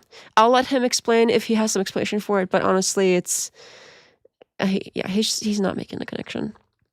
I'm sure it has something to do with it, but I don't think it's as central to it as he's making it out to be.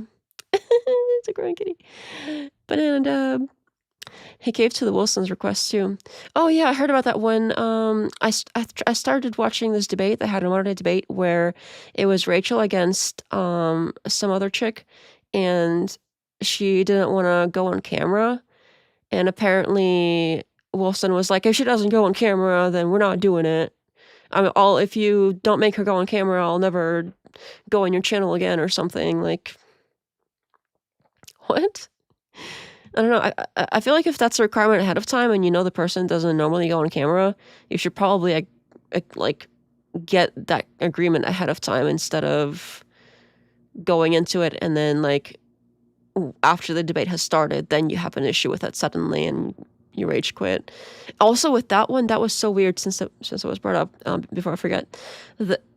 What was really like dirty about that, that I did not like, I didn't think James was that kind of person, but apparently he is, which is kind of unexpected.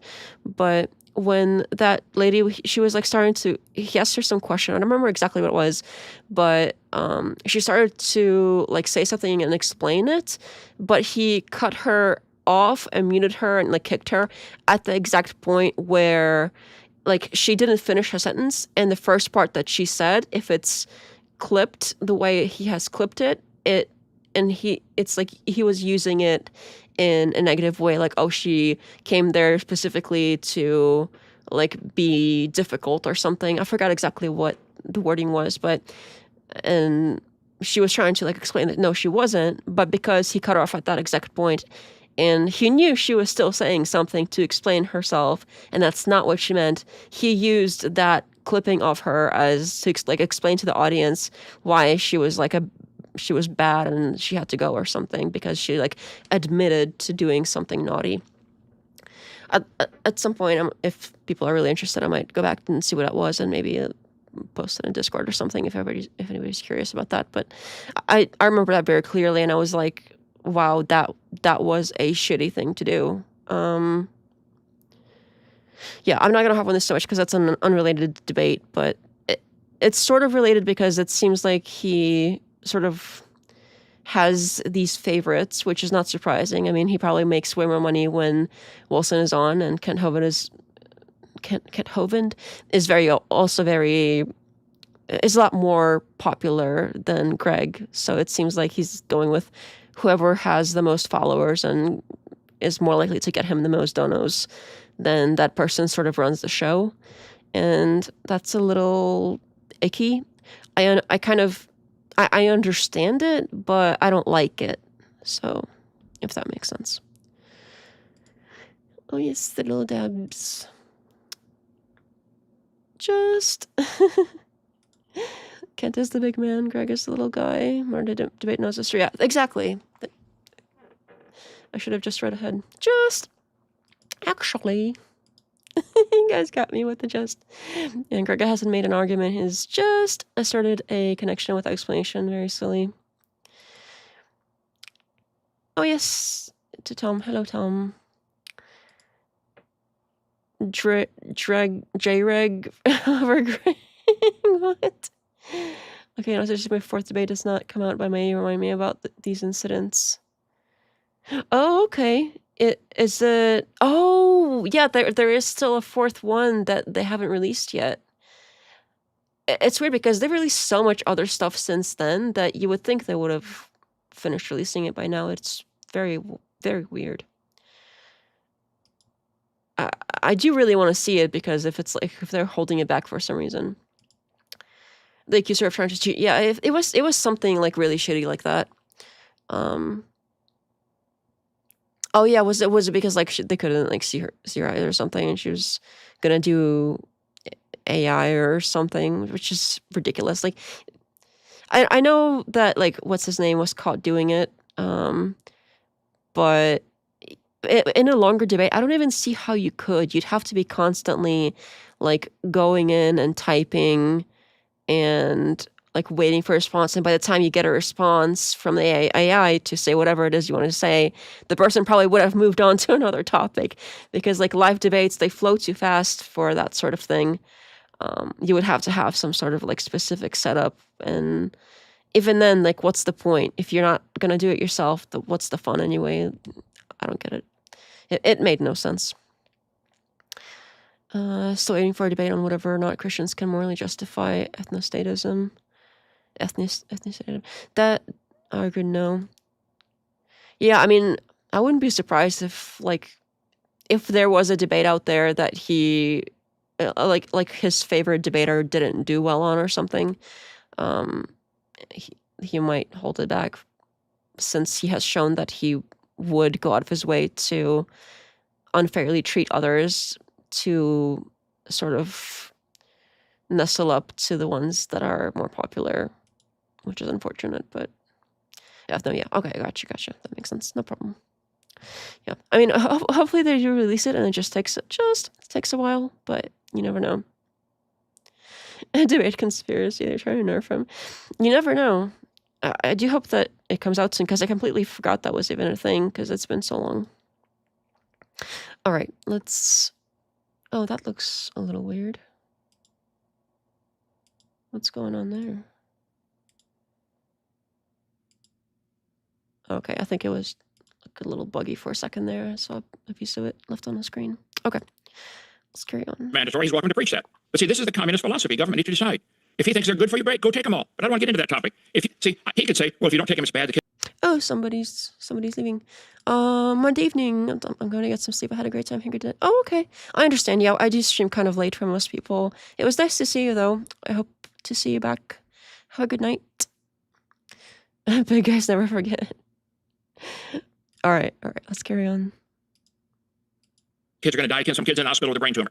You should see the dangers of evolution. He wants everybody to believe they came from a banana or came from a rock and a bacteria. We're all related, and there's no God controlling this universe. You should see the damage to evolution theory. Okay. There's a difference between coming from a banana and being like very distant cousins to a banana. That's a different concept. This is exactly what motivated Adolf Hitler, Joe Stalin, Pol Pot in Cambodia, the Khmer Rouge. This debate is really saying all of the words YouTube hates, isn't it? You know what? I give up. This particular one, I give up. Evolution. The Japanese, they started the war. They murdered 17 million Chinese because they thought they hadn't evolved as far. It was evolution, his theory, that he believes that these things should be pushed, that it caused damage all over the world. That's a lot worse than a kid in a hospital with a brain tumor. So no, if you want to talk about the dangers of what I believe and the dangers of what you believe, we can have that debate. I'll be glad to, okay? But no, I'd like to see what's the evidence for evolution. You guys claim I keep using the same chart. I keep using these same tactics, these same charts, because it's true. You know, when I was a kid, I learned 2 + 2 is 4. That has not changed. And it's true that there are variations within the kinds, but there are no examples of going beyond the same kind. None. Did your bacteria ever become a non-bacteria? We'll kick it over to Greg. And I'll do the same thing in terms of just ask you to unmute. So there should be a window that pops up, Greg, that'll say, if you want to unmute. Yeah, I've been watching Kent's debates for 15 years and I've never seen him crash out. So this is amazing. It's a really good opportunity. Sorry, Kent, that you're actually mad about someone actually holding your feet to the fire, about people actually interpreting the words that you say and then making a decision off of them. And obviously, you aren't prepared to defend your ideology and your conspiracies because there are nothing to hold, like actually point to. You have no studies. You have no actual scientific evidence for anything that you're claiming. So it's a conspiracy. That is what it is. I'm going to invite you, please tell me one technology or one way that you have created from this knowledge that you have, the secret knowledge that only you and this other person has. To be fair, Kent did ask him a question of like what evidence he has. So I hope that after this question he has an answer for the other one, but usually you would like answer the question then ask your own. So it's a little odd. One technology one medical breakthrough, something that has come from your ideology and in creationism. Please enlighten us. Give you same thing, 90 seconds. We get 3 topics on the table again. He does this all the time. I'd like one topic at a time. Okay. I don't have any conspiracies. I believe the Bible is literally true. I'm not ashamed of that at all. I think it's true. Okay? If you think you're related to it, came from a bacteria, and you're related to a potato, then you should be proud of it. Stop eating your ancestors or cousins. Okay. But as far as I like that.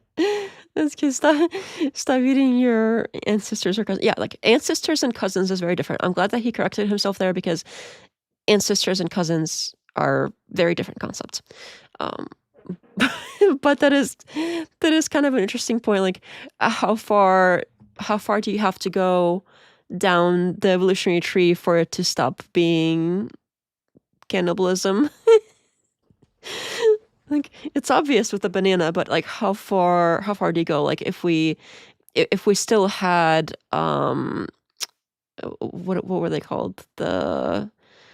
So we're Homo sapiens, but there were also there's like at least 5 different other ones that were around or near the same time period, but a bunch of other like Homo whatevers, and I do wonder if like a Homo sapien ate a Homo whatever, would that be cannibalism? Because we are a different species. But like, how far do you go? Because, eventually, if you go back far enough, it's different enough for that to be not cannibalism. But like, how far do you have to go down the line? That is, honestly, I think it is a bit funny, but it is a good question. I don't think it like disproves evolution by calling it cannibalism if you eat a banana. I really don't. But it is kind of like a fun thing to think about. Kent is definitely related to a banana. Greg is more goofy than Kent. That's hilarious. Dr. Greg hasn't heard of Jim Bob, but it sounds like he's been waiting for this one and he let himself get emotional. Didn't he do... Dr. Greg has done the... We covered his Jim Bob debate, didn't we? Or was that somebody else? I thought it was his debate with Jim Bob. Maybe I'm tripping. But it's not like he's been waiting for this one. He let himself get emotional. I'm like, Kent with the zinger. Homo erectus, habilis. I know that there were like 5 different ones. You know what? This is gonna bother me. I gotta look it up. Let's ask Claude real quick. Let me play this while I ask. I don't have any secret knowledge. This book's been out for a long time. Okay, probably the best-selling book in the world. No book beats this one, and I think it's not secret knowledge about it. As far as one good thing that's happened, well, for example, the Bible says we're supposed to eat the fruit, vegetables, and seeds. All right, 1 million sailors in the British Army died of scurvy. Just Google scurvy and the scourge it was in the health of people because they were traveling out at sea for months and they couldn't get vitamin C. So they started. Oh my goodness, the scurvy thing again. It's the same. Okay, is this gonna be basically like Kent, Hovind, and Jim Bob have all the same arguments because he got earlier the whole like are you related to a banana thing, and then he did what was the other one? Oh, he has the time scale issue, and then the whole like scurvy thing. Like, why do they always use scurvy as an example? Do they have no other example they could possibly use? Because it's getting really old. It really is. Oh yeah, Neanderthals. I was thinking of Neanderthals. So Neanderthalensis is the name. And then the Denisovans, Floresiensis, the hobbits, Luzonensis, Philippines, Naledi, South Africa. And then slightly older, we had Homo erectus, Homo rhodesians. You know what? This is not gonna be a shame of me sitting here and mispronouncing every possible thing I possibly can. But let's go with the more commonly known ones, the Neanderthal. So if like a Homo sapien ate a Neanderthal, would that be cannibalism or not? I think it still would be because it's so close, but like how far back do you go? Anyway, now we know. What I'm saying is when he debated Jim Bob, oh, okay, he was going in without knowing who he was and what his tactics were, but he knows exactly who Kent Hovind is. That makes sense. Oh, yeah, okay, he hadn't heard of Jim Bob when he went to debate Jim Bob, but it's not like he's been waiting for this one. He let himself get emotional. Okay, that makes more sense. Perfect. Okay, I understand now. Slushy Whale, welcome. I haven't seen you before. Saw a really cool video on ancient humans versus apes. That sounds cool. If you do ever go on a Discord, you can post that in there sometime. That would be cool to see. Okay. Anyway, welcome. Let us carry on. Started taking limes on board, and they called them the limeys for years because they had barrels of limes, and they stopped dying of scurvy. They could have read their Bible and said, we need fruit, vegetables, and seeds. Wow, these guys aren't getting enough fruit. They could have solved that. But no, you guys would spend $10 trillion of other people's money searching in the laboratory. What's causing this disease? It's a lack of something. Not what's causing it. There's a lack of vitamin C. It's like running your car out of gas. Okay, no, I was wrong. This is a completely opposite argument of Jim Bob. So Jim Bob's whole thing is that you have to do the experiments because that's the best way, and you can't simply look and observe, and that's not good enough. He says like it's not. Observing isn't good enough. You have to do the experiments. But here, Kent is saying basically the opposite. Like, why bother doing all the experiments and science-y stuff when you can simply make the observations and act upon those? So it's the same scurvy thing for whatever reason. I don't get it. What it is about scurvy that makes it so attractive to talk about. But same topic, but completely opposite take on it. I was honestly not expecting that. Ooh, little cowboy hat. Alrighty. Oops, sorry, I broke it again. I do this all the time. I accidentally double click it and then it makes it full screen. I apologize. You rebuild the motor. This is dumb. So We'll if you wish to force this on everybody, that's where it's dangerous. And your religion of evolution is the most dangerous religion in the world. Okay. Calm down there, buddy. Evolution is not a religion. Okay, there are properties of religions that make them religions. You can't take anything you disagree with that other people sort of think is a thing and call it a religion sort of arbitrarily.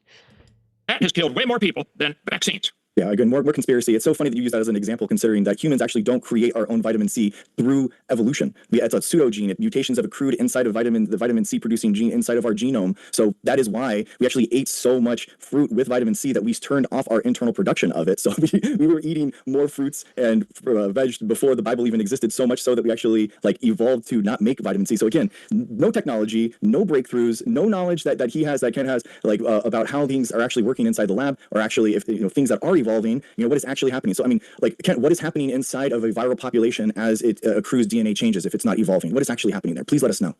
All right, I just asked you on mute. Okay.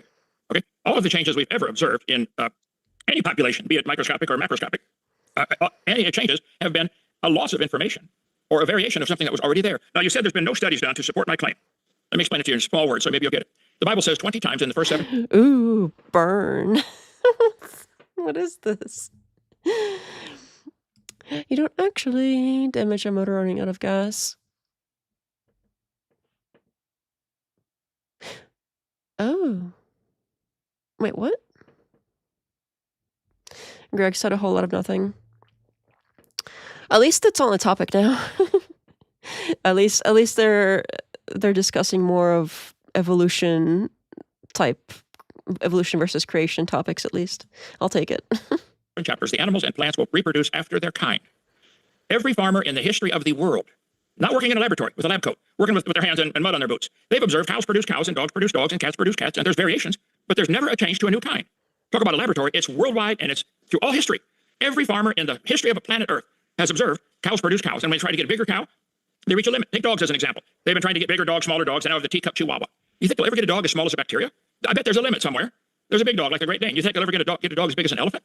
You know, there are animals like as big as an elephant. You know, like an Technically, there have been animals produced that are not the same as one of the parents. Like when they crossed tigers and lions and got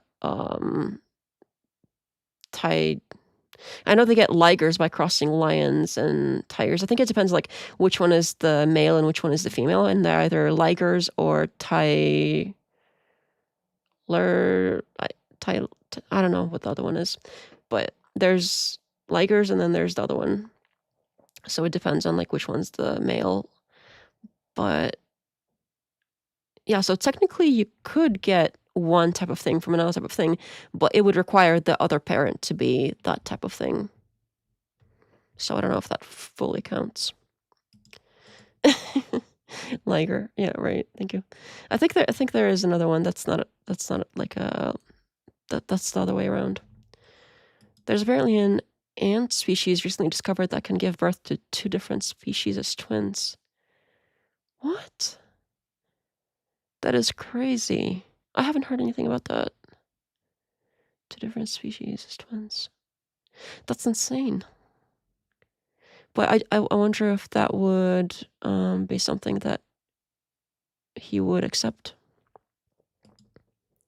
Because he might still say, oh, that's still an ant. Like an ant is still an ant. It's not like a beetle or whatever. So again, the timescale problem. After a certain point, the mutation wouldn't be viable and the species would die now. Well, it depends on what the mutation is, because it could be a positive mutation. And if it's a positive one, then it would be even more. It would have produced even more. I'm not sure. I guess if it's like a negative one, yeah. elephant. So there are limits. You will not even understand it, let alone see it. There are limits to the variations, and they're already in the gene code. They're already there. God made humans so one couple can have 10 kids, and all the kids can be slightly different. Some can have red hair, brown hair, blonde hair. They're still human. That's not evolution. That's why I go back to my chart. Joseph put that up. All we've ever observed is microevolution, variations within the same kind. And I forgot to write down, you talked to many things. You said you see me crash out. Not crash out. I'm happy. I'm really joyful, okay? I just hate to see your stupid religion forced on everybody in the public schools, and you want everybody to be vaccinated, and it's stupid. Real stupid. Go ahead. We'll go to switch it.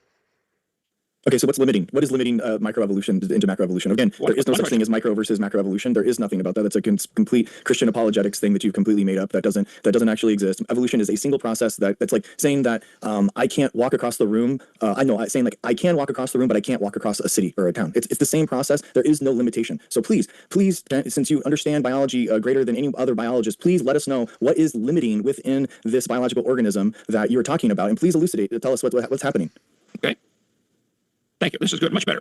Am I unmuted now? Yep. First of all, Mr. Gray, I don't need to understand what's limiting it. I think we could say all of human observation says it is limited. So what's causing it, that's not the question. Nobody has ever seen it. See, maybe you don't understand. Science is what we can observe, study.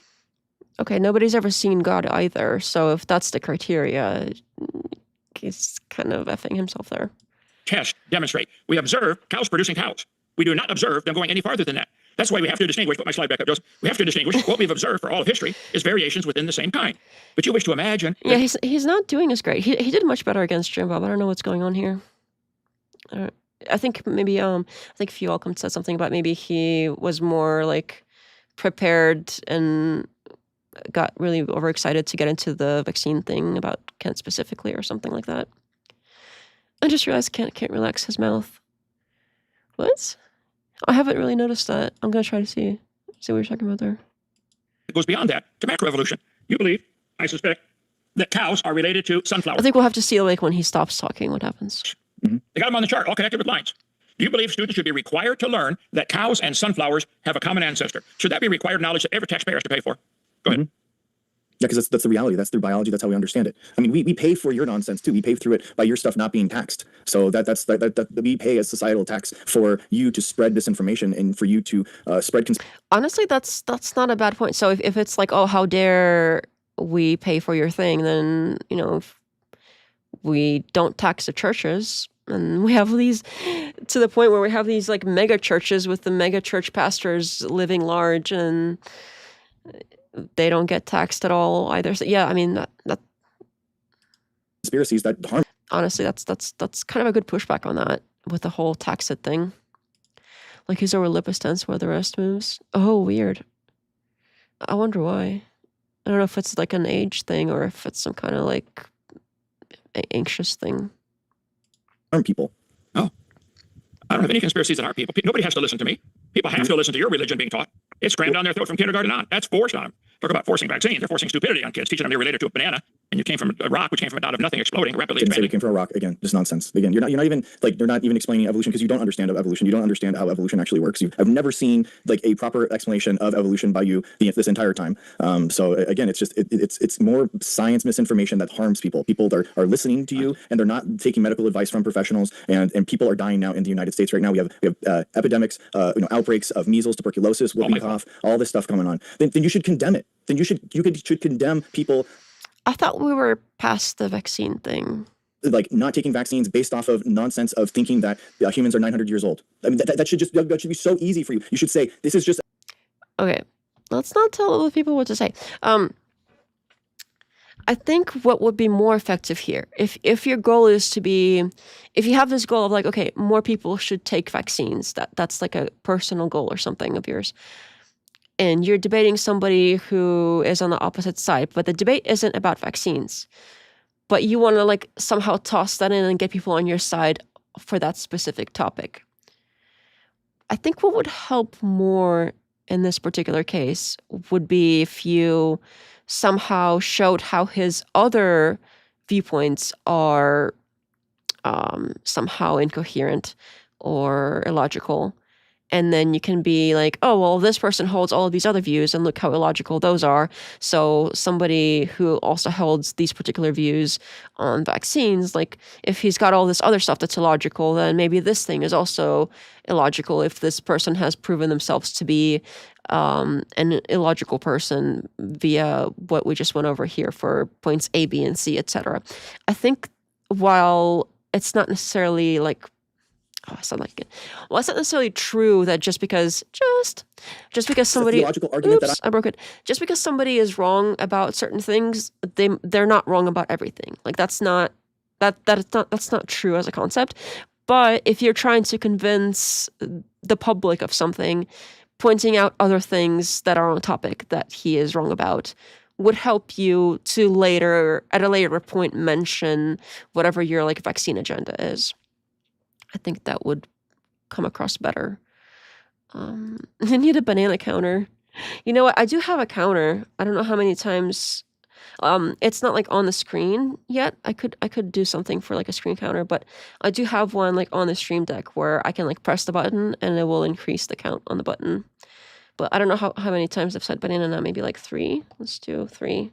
I'll try to keep track if you guys remind me. Greg, you haven't either, Goofy. Yeah, he just keeps bringing back to the vaccine thing. I think Greg just sees a 900-year-old thing really harmful. Yeah, I can see that, and I can see how like some of these views could be harmful if people like.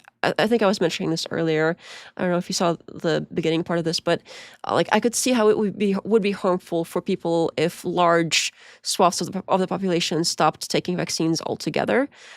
It works because so many of us do. So if a few don't, it's not a big deal. But if many more stop, then that puts the more of us at risk and more of them. So it's certainly important for like some of the core ones that are proven to work for a long time. So I could see that being a problem, but this is not the right way to convince people to like keep coming back to this topic before you've covered anything else when you've already sort of agreed to move on to other things, at least implicitly. When you pour in your heart out in a debate and your opponent calls your ancestors bananas, banana count. I don't know if that counts, but we'll count it. I also kept calling him a commie, got Greg to keep spurging. I may have missed that part. Oh yeah, with the maybe the when he was bringing up the. Okay, yeah, no, I remember. Never mind. I have, that I have an understanding of this is what happened in but this is not a medical argument. This is not what I'm trying to say or push on people. It would be so easy for you just to say that, but you refuse to.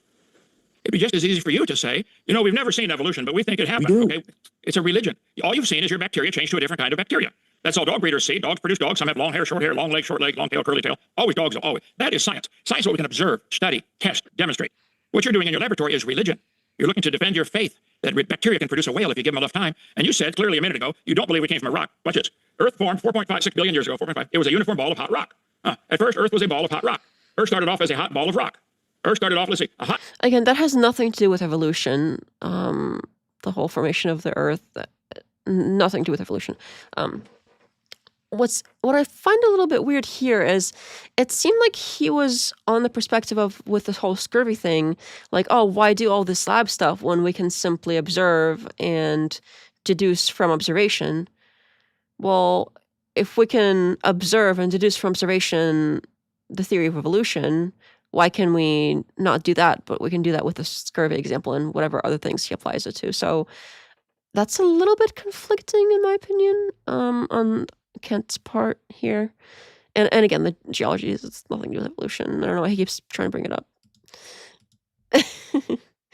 I really love the little emojis that YouTube has, but every time I think of somebody mentioning emojis now, I keep thinking about like that Erica Kirk call where she was like, basically it was like immediately after Charlie died, she was like, oh, look at all the little emojis, tee hee hee.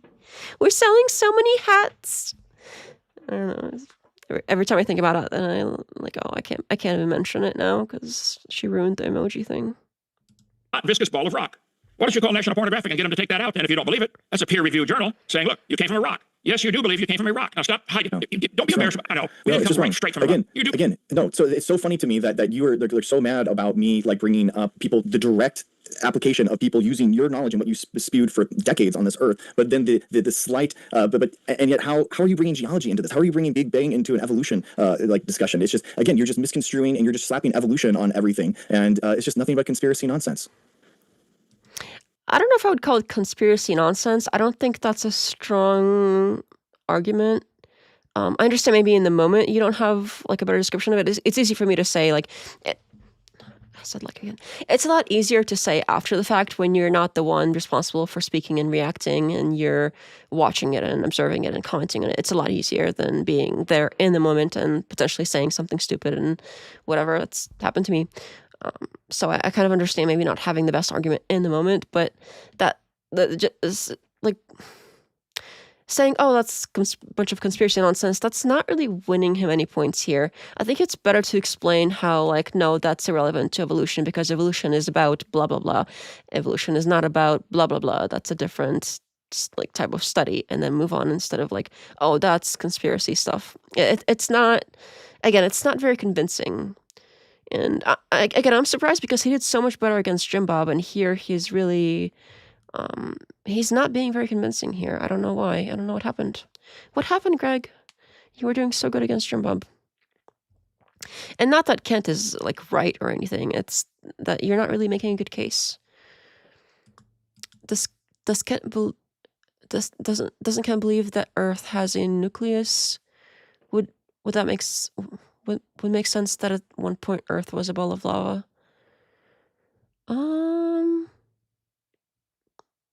I don't know what he thinks about if the Earth has a nucleus or not. But yeah, I mean, if he thinks that God created it, I don't know if he thinks that God created it with all of the stuff on the inside already done. So I'm not sure. I don't know if he's going to specify.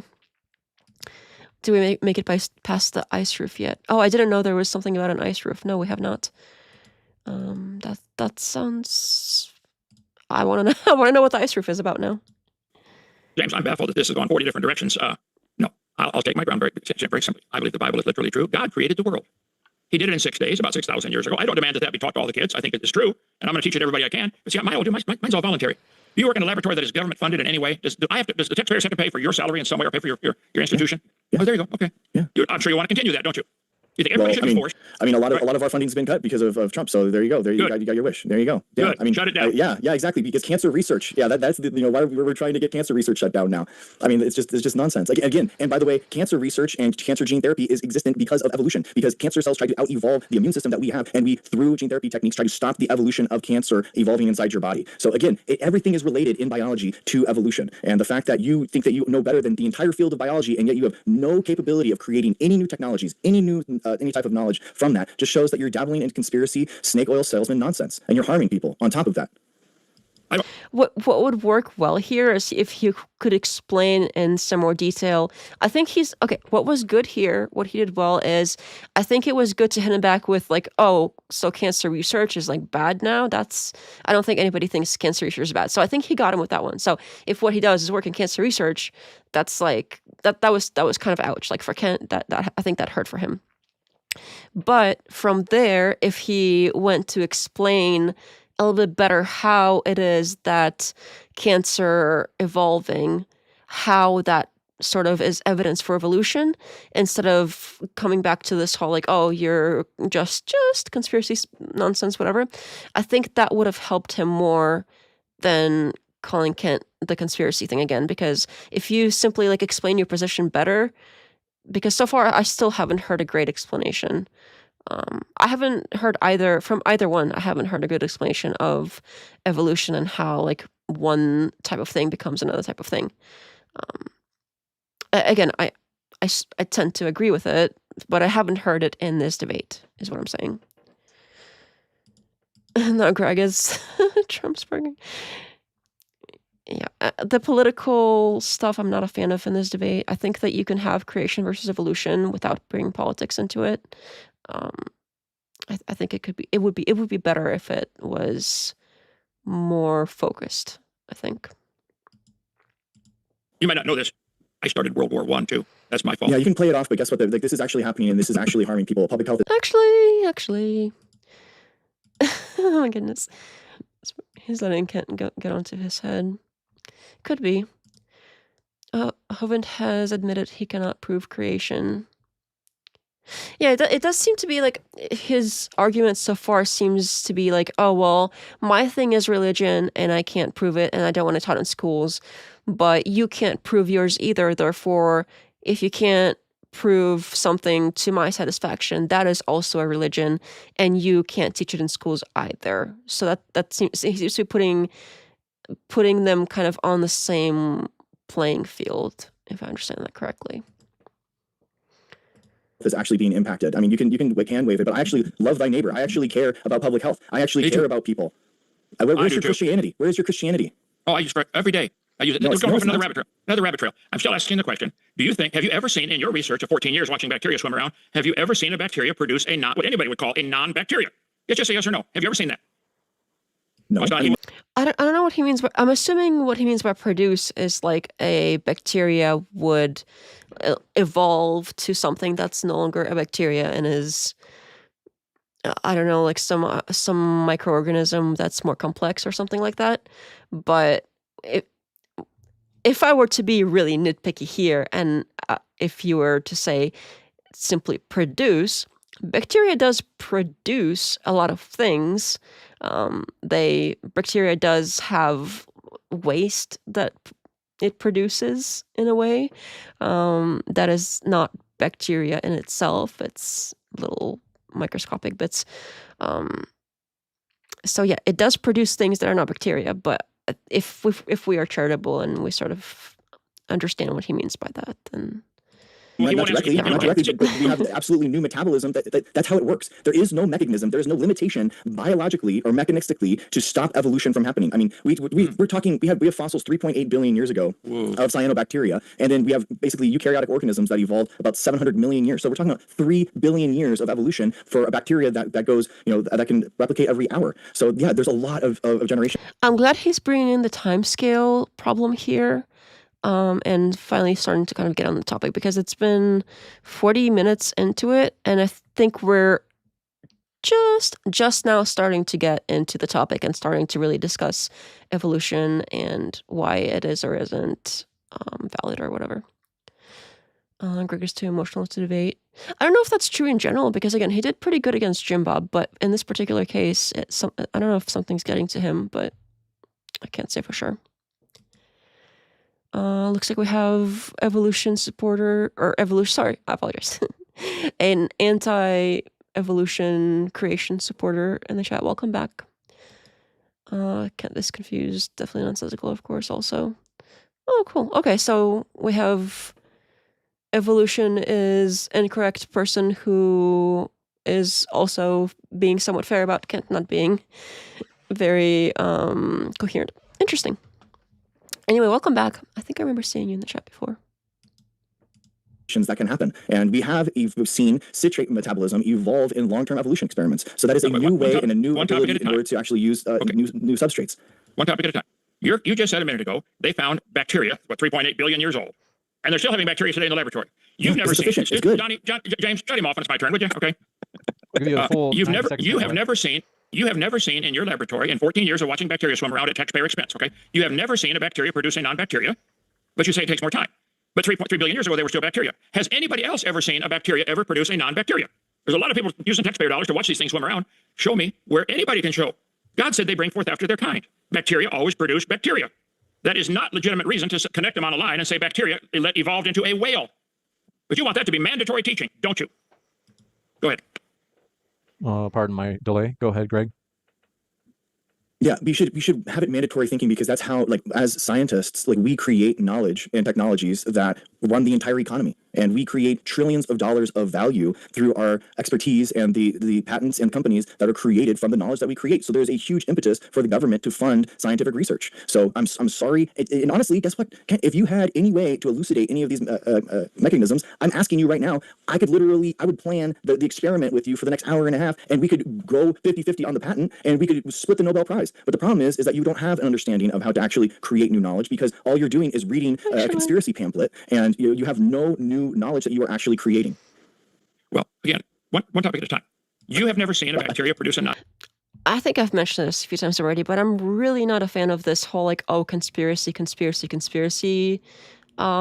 that he keeps bringing things back to. I think it would be better without that, because there are, like, conspiracies are a thing.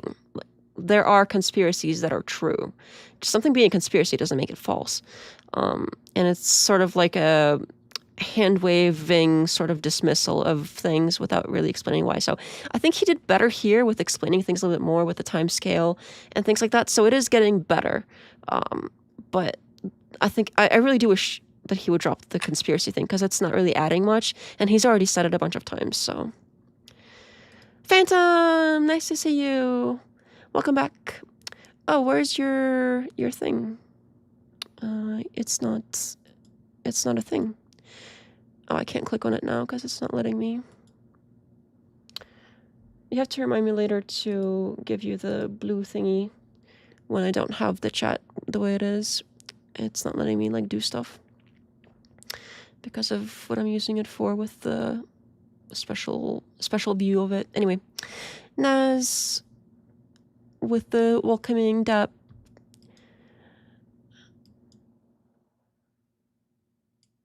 The parent of a toucan is a okay. I think he did sort of make that point earlier. Yeah, but he said kind of understands this phenomenon law. Okay. Well, we'll see if they get into it. Can't ever hear gaslighting my existence. You don't believe in the conspiracy to cover up the truth about God? Who's paying you to say that? Oh my goodness. You got me.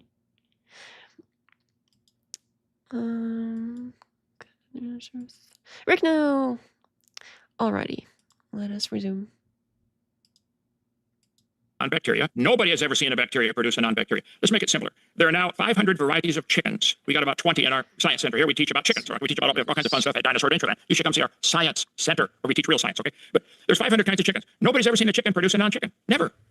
Is there any, I don't want to hear a theory about if we had billions of years, has anybody ever observed a bacteria produce something that anybody would call a non-bacteria? Has anybody ever observed, has any farmer in the history of the planet ever seen a cow produce a non-cow, a chicken produce a non-chicken? Where's the evidence for your religion? You want to believe they're all related?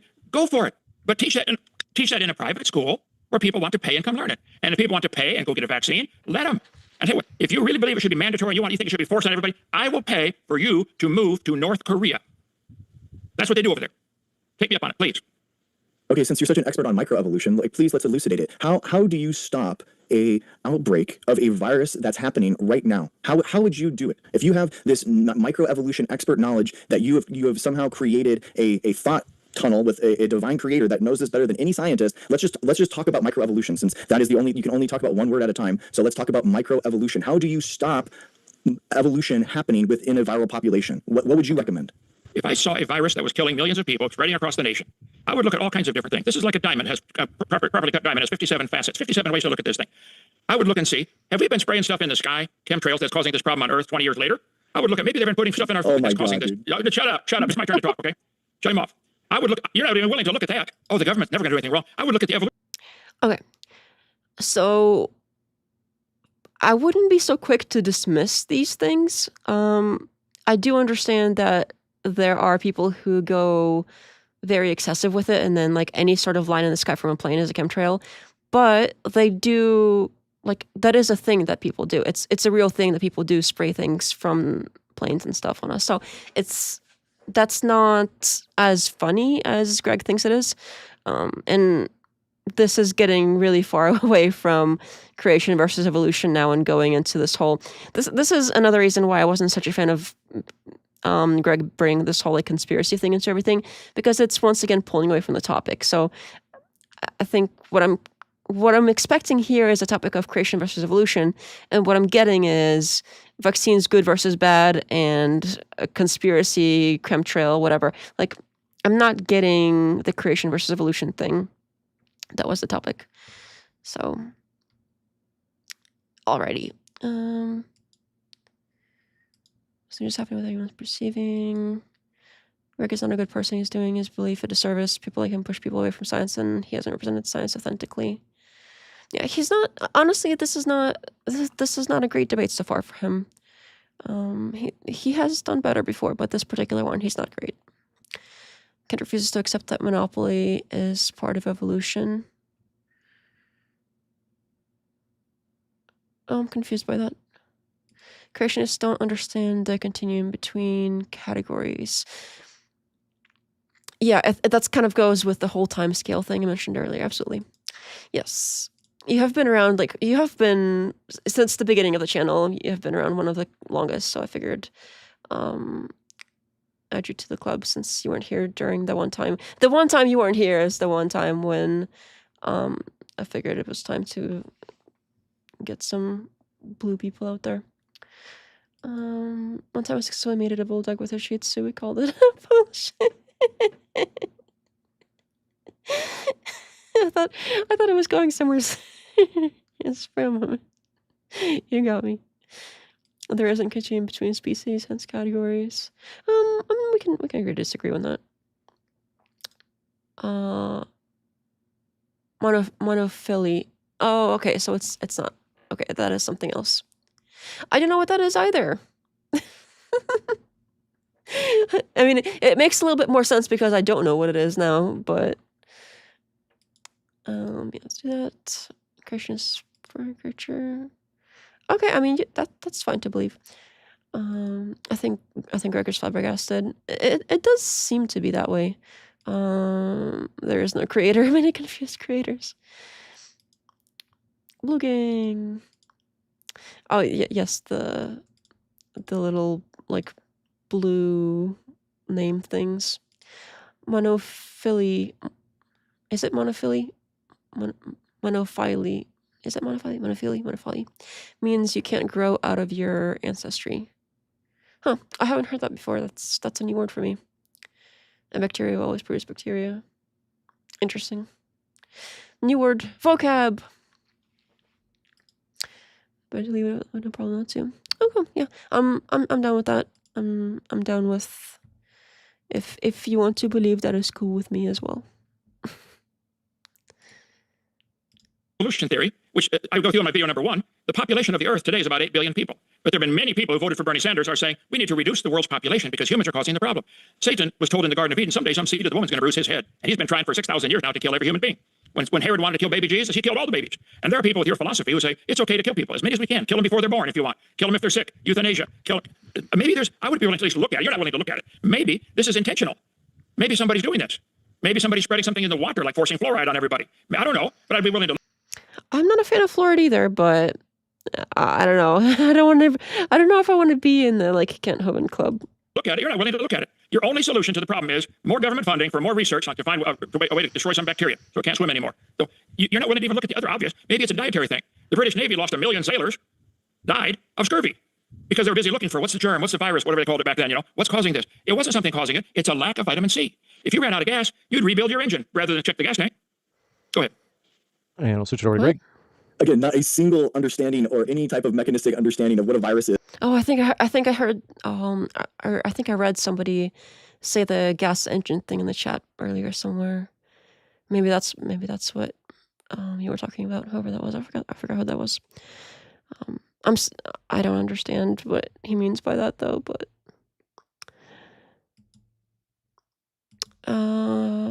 monophily is the reason that whales are still mammals that had mammalian ancestors. Okay. I think I kind of get it. I'm going to have to look into it a little bit further at a later time if I remember. It's also the reason that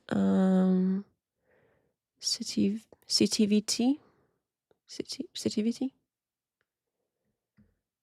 is still a dog even though it's a single-celled. Wait, what? I don't know what CTVT. I don't know what these things are. I'm so confused. I apologize. I cannot follow. I will take your word for it, though. You've never steered me wrong before. All right. Is right, no understanding of how to like molecular biology wise, like actually attack a virus, what a virus is actually doing, and he in that answer he had no technological advancements or anything else. He's relying on other scientific, cherry picking scientific advancements and trying to just mad lib these things into a sentence so it makes any sense. Like seriously, your whole thing on how to help a mom prevent her kid from having being protected during a viral outbreak is to look at chemtrails and to look at lab leak stuff. I mean, it's just fantastical. I mean, the conspiracies are so layered one on top of one another. It's fantastical, man. It just goes to show that you have no actual understanding of what's going on here. Well, I'm glad you know everything I think and teach. Okay, do you believe? I'm listening to you right now. I'm responding to what you're saying. Oh, I'm listening to you, and you want to go to North Korea? You'd love it over there. The government makes everybody do everything they want. Okay, I'll pay your way. I really will. Okay, I'll take an offering. We'll get you over there. Now, I think all I said was we should be willing to look at all the options. Oh, I think I remember hearing a debate not long ago when somebody was doing something like, "Oh, go to the other country too," or something. I think that seems to be a common tactic lately.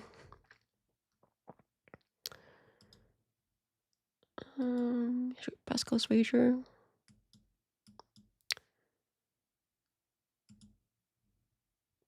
I was talking about the first time he said it. I'm talking about the motor. Oh, I didn't realize he said it before. I think I might have missed it. Again, has no clue because neither evolution mythologists. CTVT is a form of transmissible cancer in dogs that evolved some 10,000 years ago as different genuine. Oh, have you told me about that before? Because I feel like I remember something like that. I don't know if you were the one that brought it up or somebody else has brought it up or I saw a YouTube video on it or something, but that does sound familiar now that you mention it. How the cancer itself is technically a dog genome. Yeah, that sounds familiar now. Okay. Thank you for explaining further. When they give like a COVID vaccine or something like that, and thousands of people die recently after that, I'd be willing to look at maybe there's something wrong with this, okay? How many people have died from vaccines? I'm not the expert on vaccines, but a lot of people have do research on that and say, look, we're killing people with this. We're not helping them, we're killing them. So look at the mad cow disease. This goes into a whole new field, okay? I don't want to go down that rabbit trail. I thought it was a debate on creation and evolution. My point stands, nobody's ever seen a bacteria produce a non-bacteria. You're the world's expert on bacteria. You watch them swim around, dive off the board, all that kind of stuff. Has anybody ever seen a bacteria produce a non-bacteria? You haven't seen it. Nobody's ever seen it. The ones they found 3 million years ago were still bacteria. 3.8 billion years ago. They're still bacteria. There isn't this change that you believe happened. We don't see bacteria becoming whales in trillions of steps. You believe it, though, and you're going to divert it to a new topic right now. Go ahead, your turn. Kick it over to Greg. Go ahead, Greg. No, let's talk about bacterial evolution. That you're such an expert on it again. So the bacteria causes disease too. MRSA, methicillin-resistant Staphylococcus aureus. How do you stop MRSA from spreading? How do you stop the evolution of MRSA that's happening right now, Ken? Give us your mechanism of how you understand it, since you are such an expert on. To be fair, Kent was asking how a bacteria becomes something besides a bacteria. And that's not really what he's answering here. Microevolution, which doesn't exist, but this is all you can talk about. You can only talk about this small little thing. So let's dive in. I'm in with you. I'm in this pseudoscience microevolution BS that you're peddling, and I'm asking about your own claim about microevolution, and you are not able to substantiate or understand or say or talk about it without bringing up even more conspiracies and pushing even more pseudoscience. Okay, by the way, James, I am slightly animated because I love doing this kind of stuff. I feel like Muhammad Ali in the ring, okay, or Mike Tyson, but I'm this guy out. Okay? You're crashing out. You're running afraid. No, I'm not the least bit afraid. Let's do a debate every night with you. Okay, call it every night. One topic at a time. Every night. I'm not the least bit afraid of you. What? Why do... Okay, I do see this... I think this is a male, like, men thing. I don't see women doing this, but this whole, like, oh, I'm not scared of you. You're scared of me. I'm not scared of you. Let's go. Every night. Let's go. Let's go. What's this? What is this, like, I don't even know what to call it. It's like kind of bravado, macho, sort of, whenever men debate, it sometimes gets to this kind of ridiculous point. I don't understand it. Cancer's on tongue. I probably brought it up. It's my favorite example of changing morphology. I think you might have been the one. Nobody has ever seen it. It produces, has a life cycle. It came from ancient dog cells.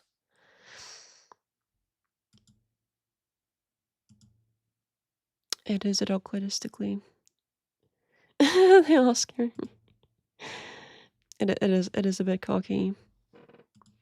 All right, we got some disagreement on dogs in the chat. Peacocking, yes, that's a good one. That's a good name for it. Peacocking. Oh, that has giggity. Okay, let me finish now. So I stand my ground. If you want me to, how would a virus breaking out or something going across the population, killing people, I'd be willing to look at something more than you're willing to look at. I'd be willing to look at our food, maybe something's in our food, maybe something's missing in our food. You know, back when they invented, when they found out that when they baked bread, it would go bad. After a couple of days, it would go bad. They said, what's making the bread go bad? So they started taking out of the wheat vitamin E and lecithin and omega-3 fatty acids.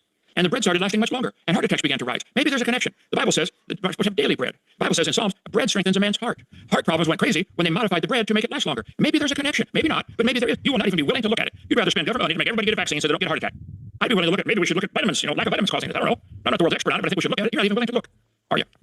Go ahead. Okay, this whole...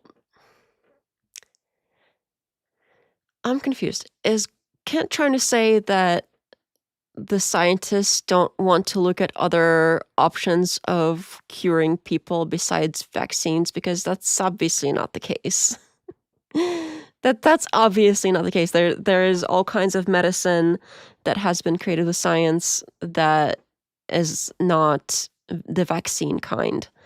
So is that the claim, really? Like, the claim is scientists don't make anything besides vaccines. Vaccines are the only way they think to cure people, and all of these other cures and treatments that we have came from what creationists. I don't understand. I don't understand. I don't get it. My fitness on the right side of the dog issue. He's a fan times 11. I must have missed something. Oh, fan. Okay, fan of Tom. Oh, gotcha. Okay, that makes sense. Were we break?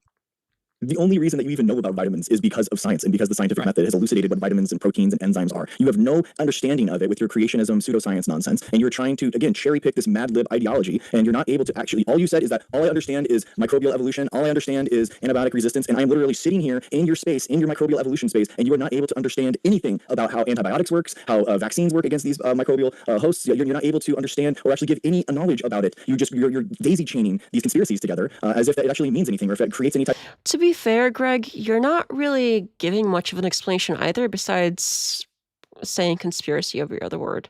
This is not a good debate.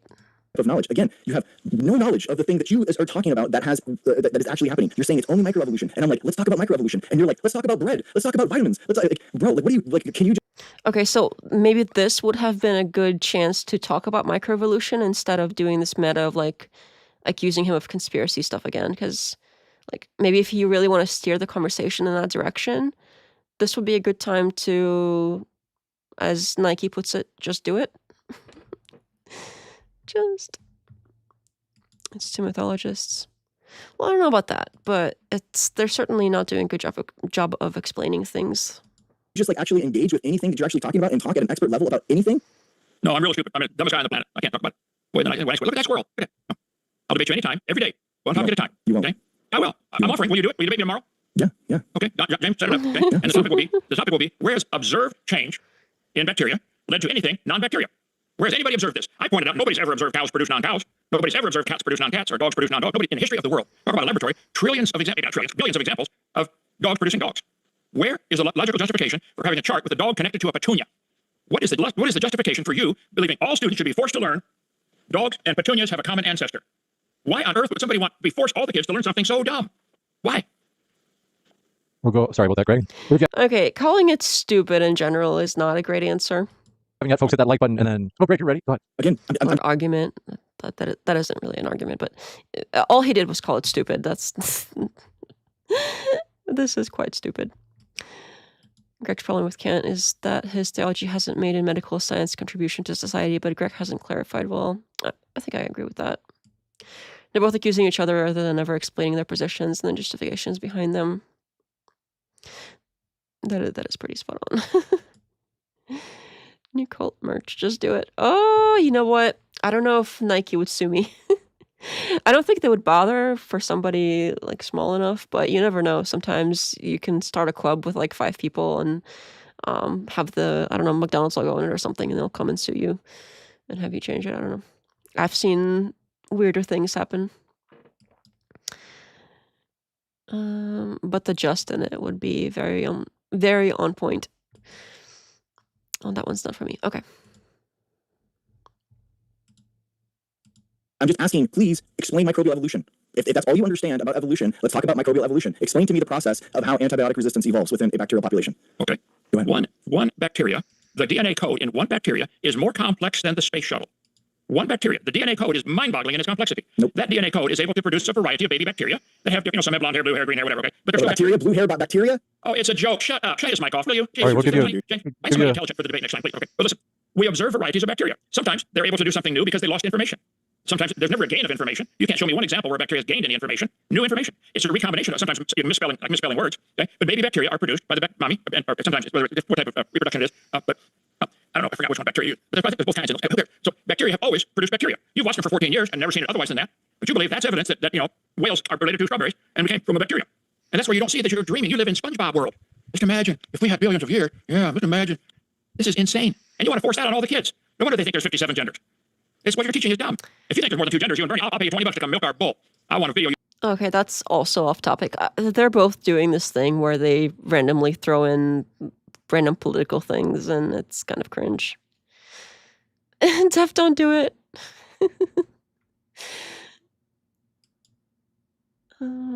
Just not the upsides. These large, no, nothing of course other than manner than there was of. Okay. You flying over the fence, okay? Okay, so then how does bacterial resistance evolve if no new information is created? Explain the mechanism to me how bacteria evolve resistance. If they can just evolve kind into kind, or whatever. Again, it's not a biological term. Again, it's another pseudoscience Christian apologetics nonsense that you're conspiracy pushing. Again, but let's just. I'm in your wheelhouse, man. I am. This is Sunday school, and I'm asking you, Kent, how does microbial evolution work? How does bacterial resistance work? How does that new information, which is the resistance to bacteria to a molecule, evolve within the bacteria? Explain that to me. If you would like to if you really want an answer, I know you do not want an answer, but if you really did, no, you don't. Institute for Recreation Research, put my slides up, Joseph. Institute for Recreation Research in Dallas, Texas, ICR.org, has many articles on this very topic. Antibiotic resistance in bacteria shows adaptive design. They already had the information in there. They're able to produce a variety. The DNA code contained information that allowed them to become resistant to these things. It wasn't a gain of information. There's all kinds. Did he literally just see the word design in there and call it a day? Like, okay, that's God. Is that really what just happened? Just articles about this. Antibiotics are tiny chemicals that kill bacteria. There's all kinds of stuff on. Let's see. John Morris did one back 26 years ago. Articles. Dallas Hospital thwarts evolving bacteria. There's lots of articles, if you care to read them, about the fact that all we've ever seen with bacteria becoming resistant to certain drugs or something, bacterial resistance, is a loss of information. Did you know if you cut everybody's arms off, you couldn't handcuff them? Yeah, look at that. We can't handcuff these people. They gain freedom. No, How is that a loss of information if you are resistant to certain things? Wouldn't that be a gain of information, like Greg said? Because you know about this particular thing now and you know how to deal with it in a way that you did not previously. So that is confusing. lost their arms. All bacteria resistance, antibiotic resistance, is a loss of information. They didn't gain anything. But you think that is an example of what it's required to turn a bacteria into a whale. If we had billions of years. Of course, we can't see it. It's not science. It's not observable. It's imagination. Just think, wow, these bacteria are resistant to this disease. Wow, this medicine. Okay, wow, that's proof we're related to a strawberry and we came from a rock. You don't see it. I'm sure you won't see it. Okay, you don't want to see it because this involves admitting that there's a creator. And if there's a creator, there might be some rules. And if you don't like God's rules, build your own planet, do whatever you want. This is his planet. He's going to be the judge.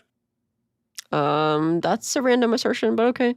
I've never heard that one before. I've heard the go to another country because if you don't like X, Y, or Z about America, but I haven't heard the go to another planet thing yet because this planet is apparently belongs to God. I haven't heard that one. That one is new for me. That is certainly a new one for me. This God already claimed this planet. That's his, so you got to get your own planet. Sorry. The balls to even say that.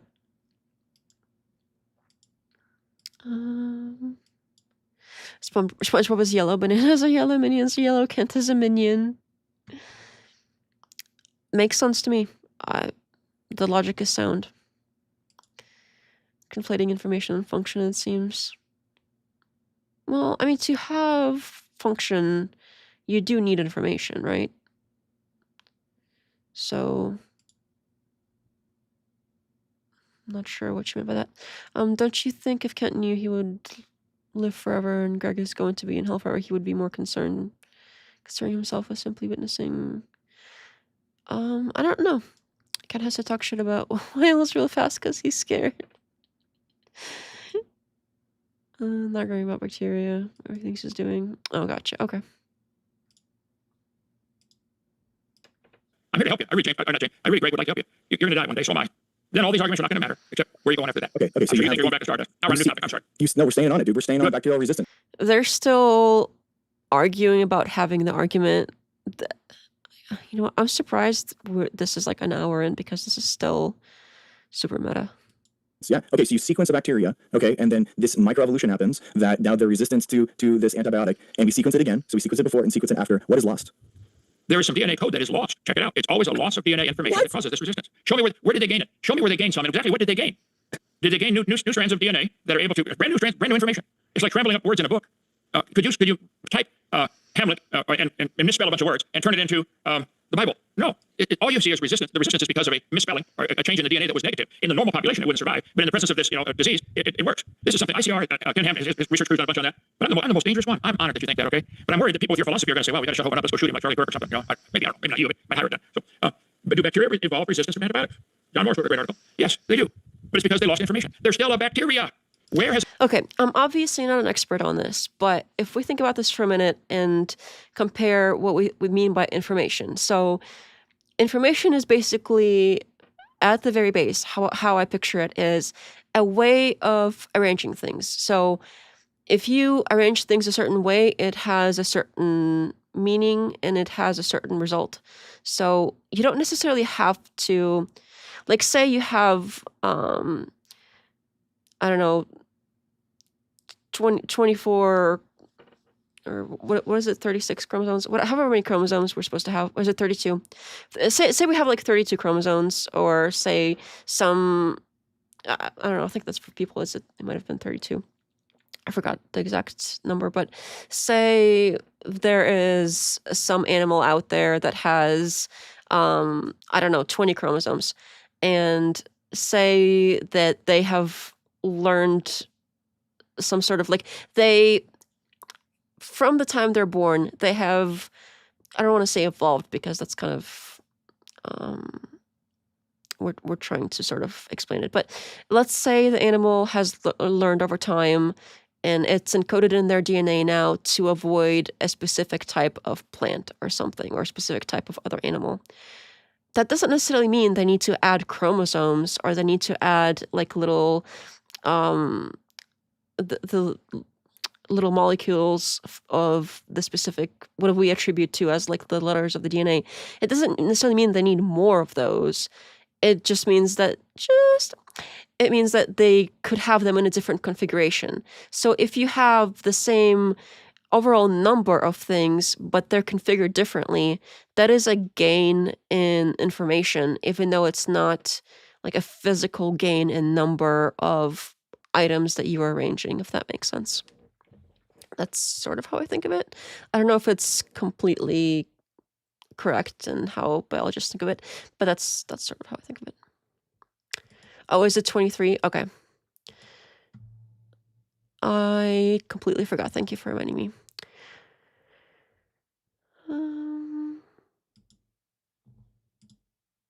Is a bacteria produced a non-bacteria? Where? Go ahead, Greg. Okay, so again, what would your hypothesis be for what the DNA loss would be if you had a bacteria and then you go through an antibiotic resistance and you sequence it on both sides? What would your hypothesis be on? Again, he's doing, I don't know if he like learned the Jim Bob way after debating with Jim Bob with the whole, oh, I'm just gonna do what Jim Bob does by continuously asking the questions and ignoring the other person and not answer any, because that's like Jim Bob tactic. So it's not surprising that after having experienced it, he's like, oh, this must work well, so I'm going to do it too. I'm not a fan of that. But I could see how if he sees that working well for his opponent, that he might want to adopt it. But it would be nice if he would answer the question before he asks his own, but I understand that they're both kind of doing it. They're both like asking different questions and not really answering the other person's question. So it's not like unique to Greg in this situation. But I sort of expected that from Kent, and I didn't really expect that from Greg. Looking to epigenetics most has to do with how they're folded, what's going on top of the baseline, so to speak. Matters for everything. I said worse because, okay, gotcha, okay. Well, thank you for that. On the piece of DNA that's missing, why would you be missing DNA? Like, what are you talking? Like, I don't understand. Like, what is your hypothesis here? That we can literally test this. Oh, speaking of how things are folded, I don't know if everybody remembers, but I did previously go on this random spiel about prions and how it's basically a protein that's folded the wrong way, and how other proteins in the body see it and start folding that way, and the fact that there's no cure, and how like tiny the drop has to be that it goes to the glove, and the whole thing. Like, prions in general are completely terrifying, and I have unlocked a new fear ever since I saw something about it. But yeah, it's like other proteins see that one and it's like, oh, that's a cool way to fold. Let me fold that way too. And then eventually all of your things are misfolded and none of your things work because they all saw this like one protein, like one single protein that was misfolded, and they were like, wow, what a cool shape to be. I want to do that too. And then you die because all your things are misfolded. That is crazy. Prions are nightmare fuel for sure. Prions are terrifying. Yeah, those things, ugh. And the fact that even gloves don't help, and even like the standard sterilizing procedures don't help, that is completely terrifying. I'm surprised it's not as widespread as it could be with how little of it you need to harm you. We could test this by sequencing. We could understand. This would be a very easy experiment for us to do. I would even publish this like with you in regards to this ICR news blog thing. I guess we could do it. I mean, I'm telling you, I could help you like publish this information. So let's work out the experiment. How what information is lost? Okay, would you in your laboratory get a bacteria, extract some of the DNA, which is incredibly complex, clip half of it off, just clip half of the DNA code off, deoxyribonucleic acid, clip half of it off and throw it away. Would that bacteria survive and reproduce? No. No, why not? It lost information, didn't it? Yeah. Could you clip off a little bit? Can a person lose an arm and still live? Yeah. Can they lose their head and still live? No. Can a bacteria lose a little bit of That's not comparable. information and still live? Yeah, no problem. Can it lose a bunch? No. Bacteria don't have DNA. What do you mean? Yes, they do. Of course they do. All that we've seen is losses of little bits of information that now it's resistant to something, resistant to a certain drug. It's not a gain of information. Show me where it once gained something information. Well, new protein would be made, so it would be a gain of information inherently. Okay. Well, we need to have, I didn't know the debate was going to be on this tonight either, but Oh my God, we're talking about your evolution. We're talking about evolution. We can't even talk about that. Are you serious? Kent, you are running so afraid right now. You're running scared, bro. You don't understand. You've been debating the same thing for 20 years with the same slide deck, and you can't even answer basic questions about your own philosophy. I have answered it clearly. Bacteria always. No, you haven't. I'm asking you, what is missing if you sequence it both times? Okay, we'll give him a chance to respond. You tell me, you're the one that looks at it and swim under the microscope. What was gained? You've looked at it. Where you've looked at it for 14 years, and I helped pay for that involuntarily. What did you see that caused a bacteria to become a non-bacteria? Have all your bacteria always made baby bacteria? All of them? Everyone? I know you're running from this microevolution because you can't explain it because it doesn't make any sense because there is a gain of information because it couldn't be an antibiotic resistance before and now it is. So I'm curious what the DNA change is in order for that to happen. You could do this a very simple sequencing experiment. As I said, I don't have to tell you what caused it. I can tell you nobody's ever observed it. Science, in case you don't know, is what we can observe, study, test, and demonstrate. Look You said that we've seen microevolution. You said that we've seen it. You have seen bacteria become resistant to certain drugs. Yeah, And if you analyze their DNA code, happen? if you analyze their code, they lost something for that to happen. Obviously not. They're making a new protein. No, listen, if you cut off your feet, you can't get athlete's foot. I promise you that. That's proof of something to somebody somewhere. What? Yeah, That's not how it works. No, that's not how it works. There's tons of different types of attack vectors. What? Is he for real? I don't know. I don't even have comments for that. I'm baffled. Pretty sure that's what it'd be. That have RNA as a thing and everything. They do have DNA. And it'd be a ring rather than the strands we know. They don't have a nucleus. Bacteria don't have a nucleus. Is that true? I didn't know that.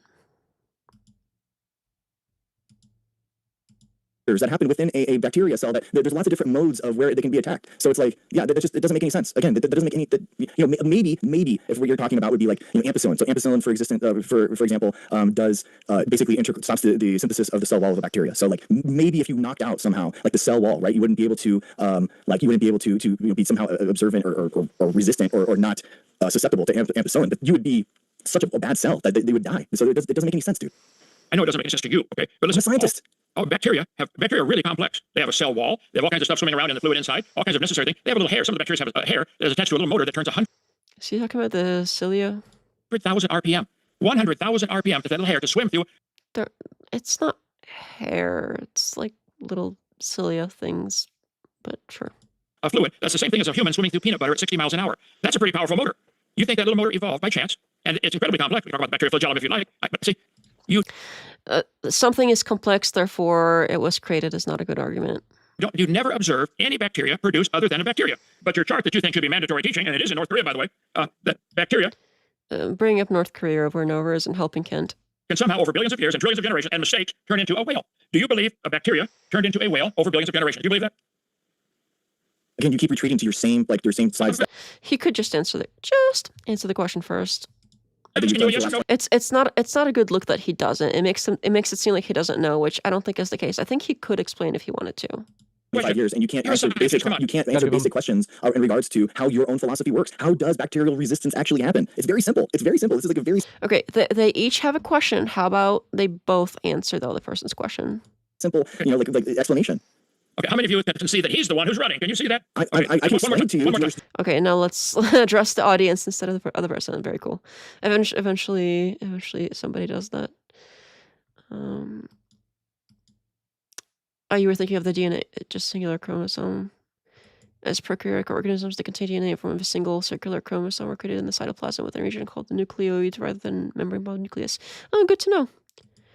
Not sure what chromosome count. Bacteria also often possess additional small circular DNA molecules called plasmids that carry advantageous genes such as antibiotic resistance. Yeah, last time I did biology, anything was probably like high school. Well, did North Korea come from a banana too? If it's not in North Korea, it's obviously bad and wrong. North Korea came from Yelgrats. Wait, what? That was a lot of that was new to me. Do you want me to explain it to you to understand, better understand? I can help you again. Bacteria only produce bacteria. Okay, There are variations. There are variations in the baby's bacteria. Most of them are deleterious. None of them gain information. But somehow you believe a bacteria could turn to a whale. Whales have things bacteria don't have, like flippers and nostrils. I don't understand his whole claim of like I said like again, sorry, of bacteria don't gain information. I think that's going to be hard for him to prove when we can prove the opposite. And eyes, and they got a whole bunch of bones. How did And I don't know if he really, I don't understand why he needs that. He doesn't, I don't understand why he needs to say that bacteria don't gain information in order to somehow disprove evolution. I don't understand why he would need that so badly that he's not letting it go, even though it's obvious to prove opposite. Oh, pet project. I didn't know that. He's asking me to make a massive evolutionary jump.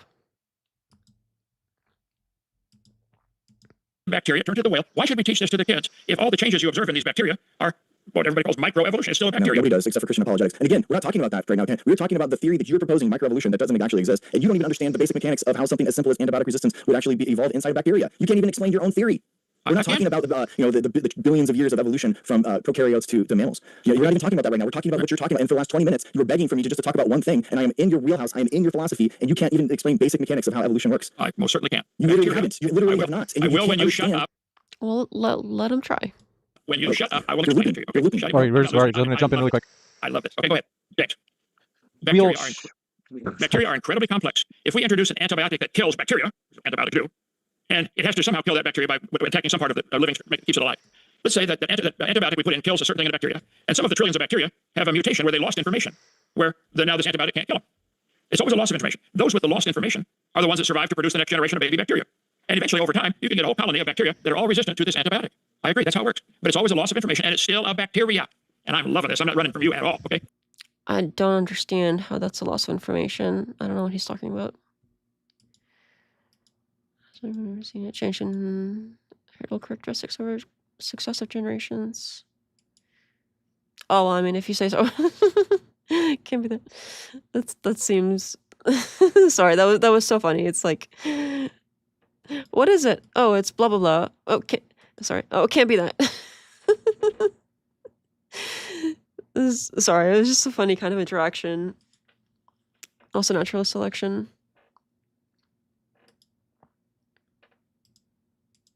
Go ahead, your turn. Go ahead, Greg. Again, that's like, you're not understanding. No. So basically, no. I don't think there's proof of evolution, but I think there is some evidence for it. The defense mechanism that can happen with, I'll explain it to you. I'm a microbiology PhD, so this is my wheelhouse. I'm happy to explain it to you. So yeah, I mean, you don't have to pray to me like you're God, but I mean, I know that you've learned how to do that, so it's okay. So basically, Ooh, burn. you have mutations that accrue over time within the population, and the nucleotides would change enough in order to change the protein, and the new protein would be able to intercalate with that antibiotic in order to basically bind to it, in order to change it, in order to stop it from doing the metabolic or molecular biology mechanism that would normally kill the bacteria. So it's gaining the ability in order to do it. Like if you have a string of A's, AAAAC, that is going to be more information than AAAAA. So inherently, a single mutation that changes a new amino acid is going to be the production of new information and a new protein that didn't exist before. Okay, so you said, if I recall, I have to play this back slow. The mutations gradually build up in this bacteria. We'll call it a colony or population of bacteria. Mutations accrue. They build up. I can agree. Those changes are all a loss of information. But you said just now, I don't think you realize what you said. He's asserting that it's a loss of information without showing how it is a loss. I think that was good. Like on Greg's part, he did explain how it is a gain of information, even though it's the same number, kind of what I was saying before. So I do think that was pretty good. But then Kent was like, well, no, it's still a loss. But he's not saying how so far. He's sort of asserting it. Think about it. It is a bit funny. I think Modern Debate set up this layout just so you could review the debate. I think so too. It's perfect because it's got my chat on the left where he's got some other like ad thing, and then he's got the ad thing on the right where I could fit my whole little like webcam setup. It's perfect. I certainly appreciate it because I've been with this new layout. I have been struggling like where do I put the chat, where do I put myself, and having to move myself around. But here everything stays in place and it fits perfectly. I am a fan of that. I know earlier we had some words for James and the way he behaved himself around that lady that didn't want to go on camera, but for this I appreciate.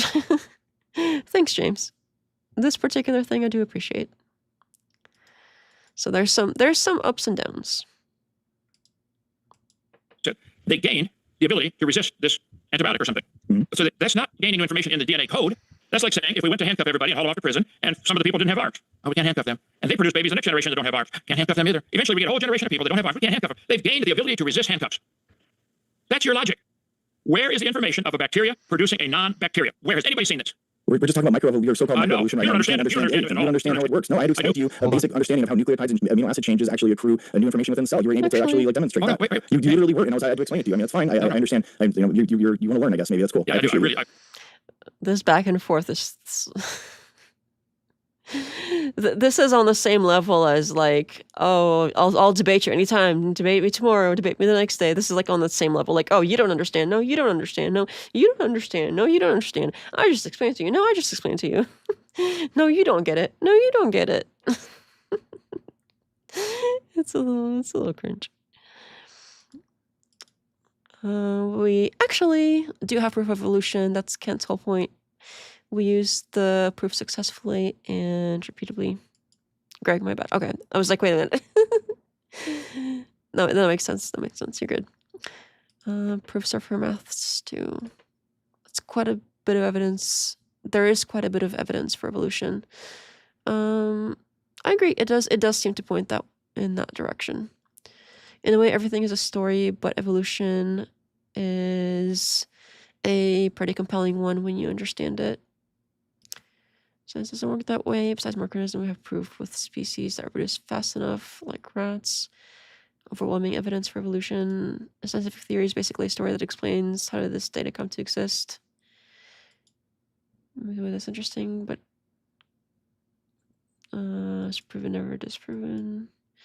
More people on both sides, atheists or theists, who have accepted that evolution is a proven fact. Sorcerer. What's with the sorcerer underscore? Science doesn't deal with provable facts though. Okay, the underscore I'm assuming is an accident. For some reason, like I thought there was some meaning to it that I couldn't figure out. Okay. I'll let you guys discuss so we can move along here. I appreciate you. I I appreciate you. Yeah, you don't have to doubt me. It's okay. So the new information that they gained in the cell was the ability to resist being arrested and had handcuffed because they don't have handcuff arms anymore. They lost information, so they gained the ability to resist. That in your mind is new information, isn't it? We can talk about like things that we've seen. I still don't understand how he's saying they lost information, so they gained the ability to resist. He keeps saying that, but I don't understand why he thinks that's the case. Like citrate metabolism that happened in the long-term E. coli evolution experiment, the ability to break down citrate that never existed before. That's a new metabolic pathway that was brand new and that evolved completely through mutations tracked through like sequencing over time. I mean, you think that DNA is the basis of heredity, right? I agree. Okay, that's good. I mean, that's good. A lot of, that's, okay. So an A for that one, maybe A minus for that one. I mean, I guess so. That's a little bit. Thank you, teacher. Thank you. Okay. If you sequenced, okay. So let's think about. I mean, you agree that DNA creates like proteins eventually, DNA to RNA to protein, right? Yeah, I agree. But do you agree that one DNA strand is more complex than the internet system of the world? No, of course not. You don't think so? No. It's a four-digit code. All our stuff's all binary, zeros and ones. DNA is CATG, 4-digit, which is many times more complicated. One, people are confused that it's kind of called. Reproduce after their kind. He's right. Bacteria always have baby bacteria. There's no exceptions. Molecular biologist, so I actually work with DNA. Actually, my whole job is. It's billions of years old. You can believe that, but Says, hey, Dr. Sorry, I don't remember where we were. Oh, that was probably Just too handcuffs. far. That's your logic. You think that DNA is the basis of heredity, right? I agree. Oh, Okay, that's good. I actually landed right on it. I was kind of clicking around randomly. Oh, thank goodness. Go me. I apologize. I got too clickety-clackety and clickety-clicked away from it. There's evidence in genetics, biology, and geology.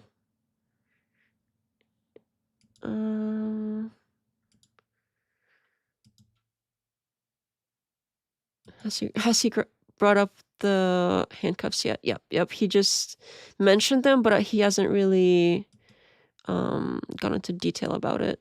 That explains his stance of losing information, getting resistance. Yeah, I think he just said the handcuffs thing, but he wasn't very clear about it.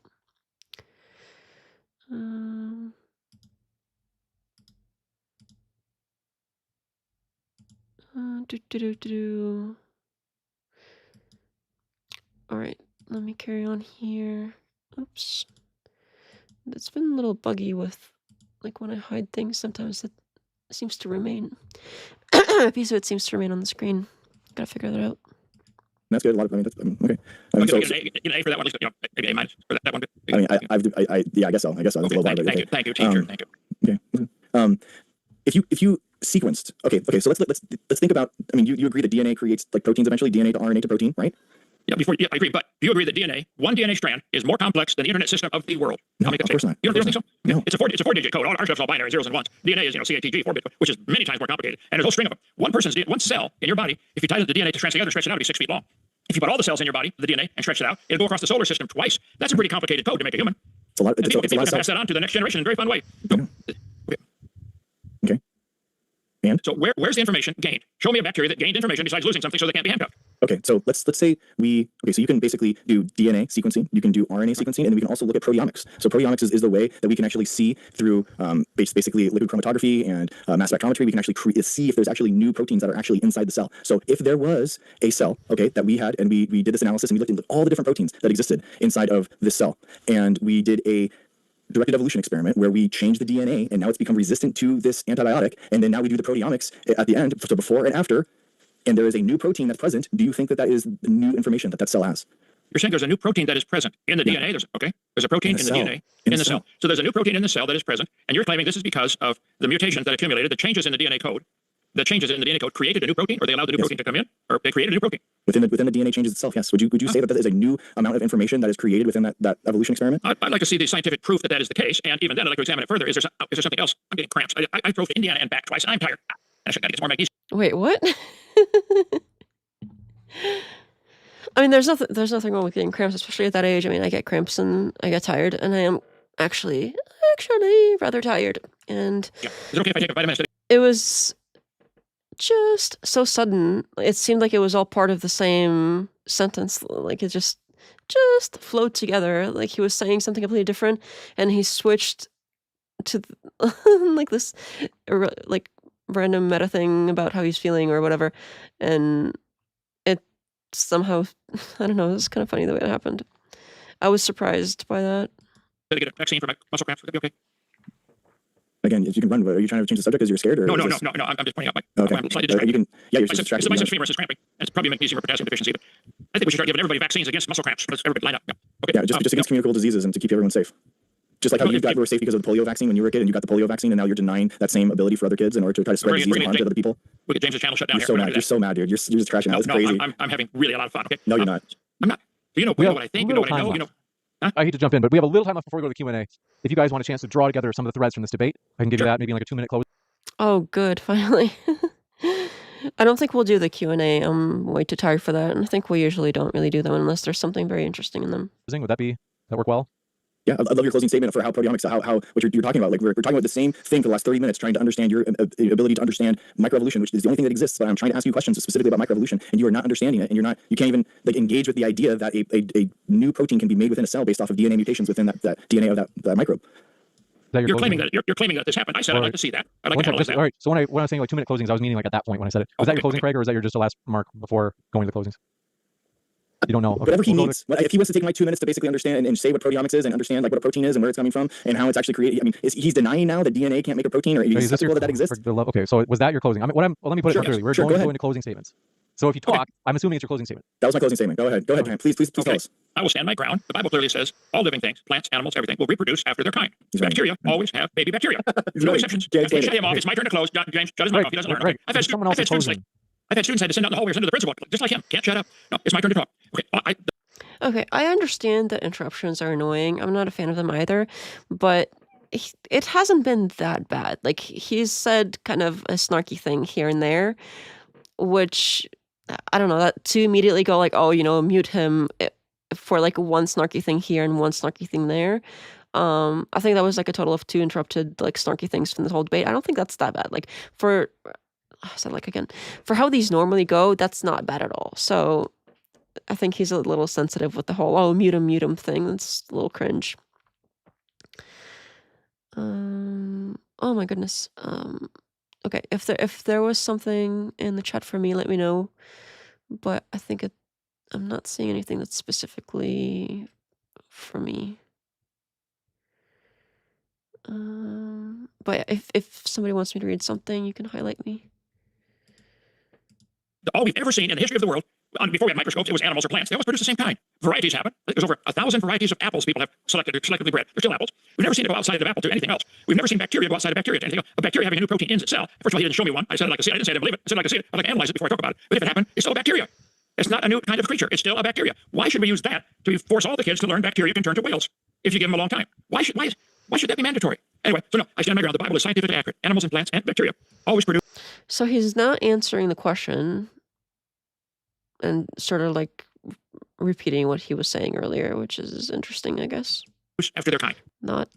Always. Nobody's ever seen an exception to that. The DNA code, put my slide back up, goes, the DNA code is complex beyond ability to understand. The way it winds and unwinds and copies itself and has to reverse transcribe, it's amazing.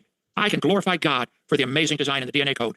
You can glorify Charlie Darwin for discovering that 14 kinds of birds came from a bird. Whoa. Okay. Evolution is the dumbest and most dangerous religion in the world. I don't get why we're like glorifying Darwin. I don't really. We can recognize somebody's achievements without glorifying them like a deity. I think that was a stretch. Never been a dumber idea. It's your philosophy that's dangerous. That started World War II with Adolf Hitler, thinking we should kill everybody who wasn't blonde-haired, blue-eyed. Oh, if you're welcome, that you going to bed. It is rather late. Have a good night if you are going. I will hopefully see you next time. It's always nice to see you. We're going to be done here in a little bit as well. Hopefully the sun's soon. Okay, let's get questions, James. We'll jump into the question and answer right now. So thanks. We're going to move fast as we're already about an hour and 20 minutes into it. Helix says, oh, good. Okay. Yeah. I did my best to get to the at least Q&A. It's good. It's too late to get into that. All right. Let me switch over to the other thing.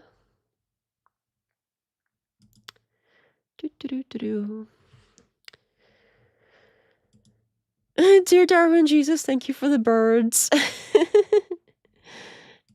Yes. Good night, everybody who's gone to bed. Where I am also going here in a minute. I just want to see if I missed anything. That's not for me. Okay. Well, it looks like there's some disagreement in the chat, but thank you everybody so much for hanging out.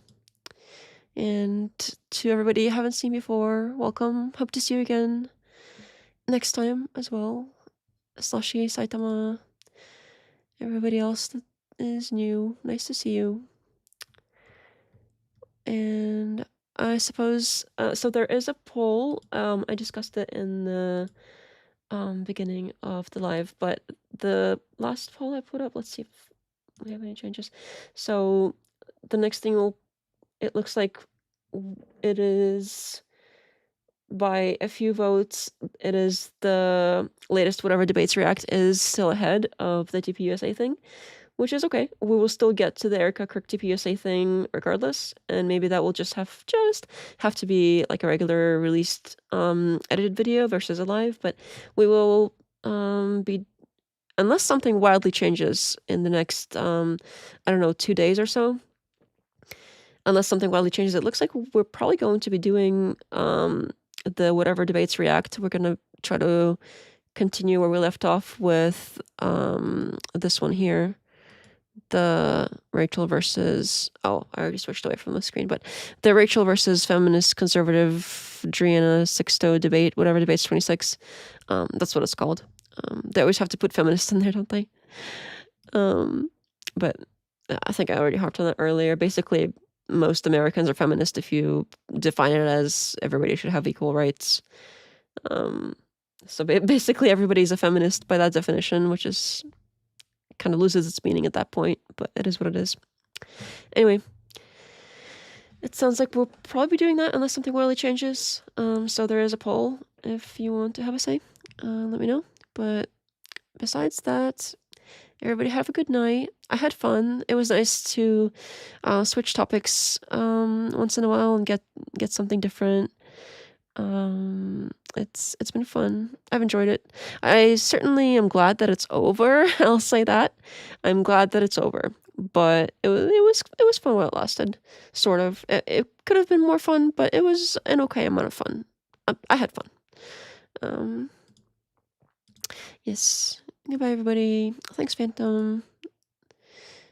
Let's just see everybody again. All right, let me finish scrolling here. The scrolling thing is being a little weird. I gotta look into that. Yes, do the likes and the subscribes and everything. I always forget to remind that. I gotta do something like I have for the regular videos where there's like a little pop-up. I've started putting in new ones that does the whole like little pretend clicking. So I don't have to say it out loud. I think I might try doing that for the lives as well or something like that. Take care, Naz. All right, and there is a Discord if you guys want to continue your God discussion. So there is a Discord. There's a link in the chat somewhere, but I have a button for it too. There we go. Banana. Yeah, bananas has definitely been discussed. All right. Okay. We'll leave it there, and there is a Discord. I put the link in the chat. So I think we'll basically call it that. Bye, everybody.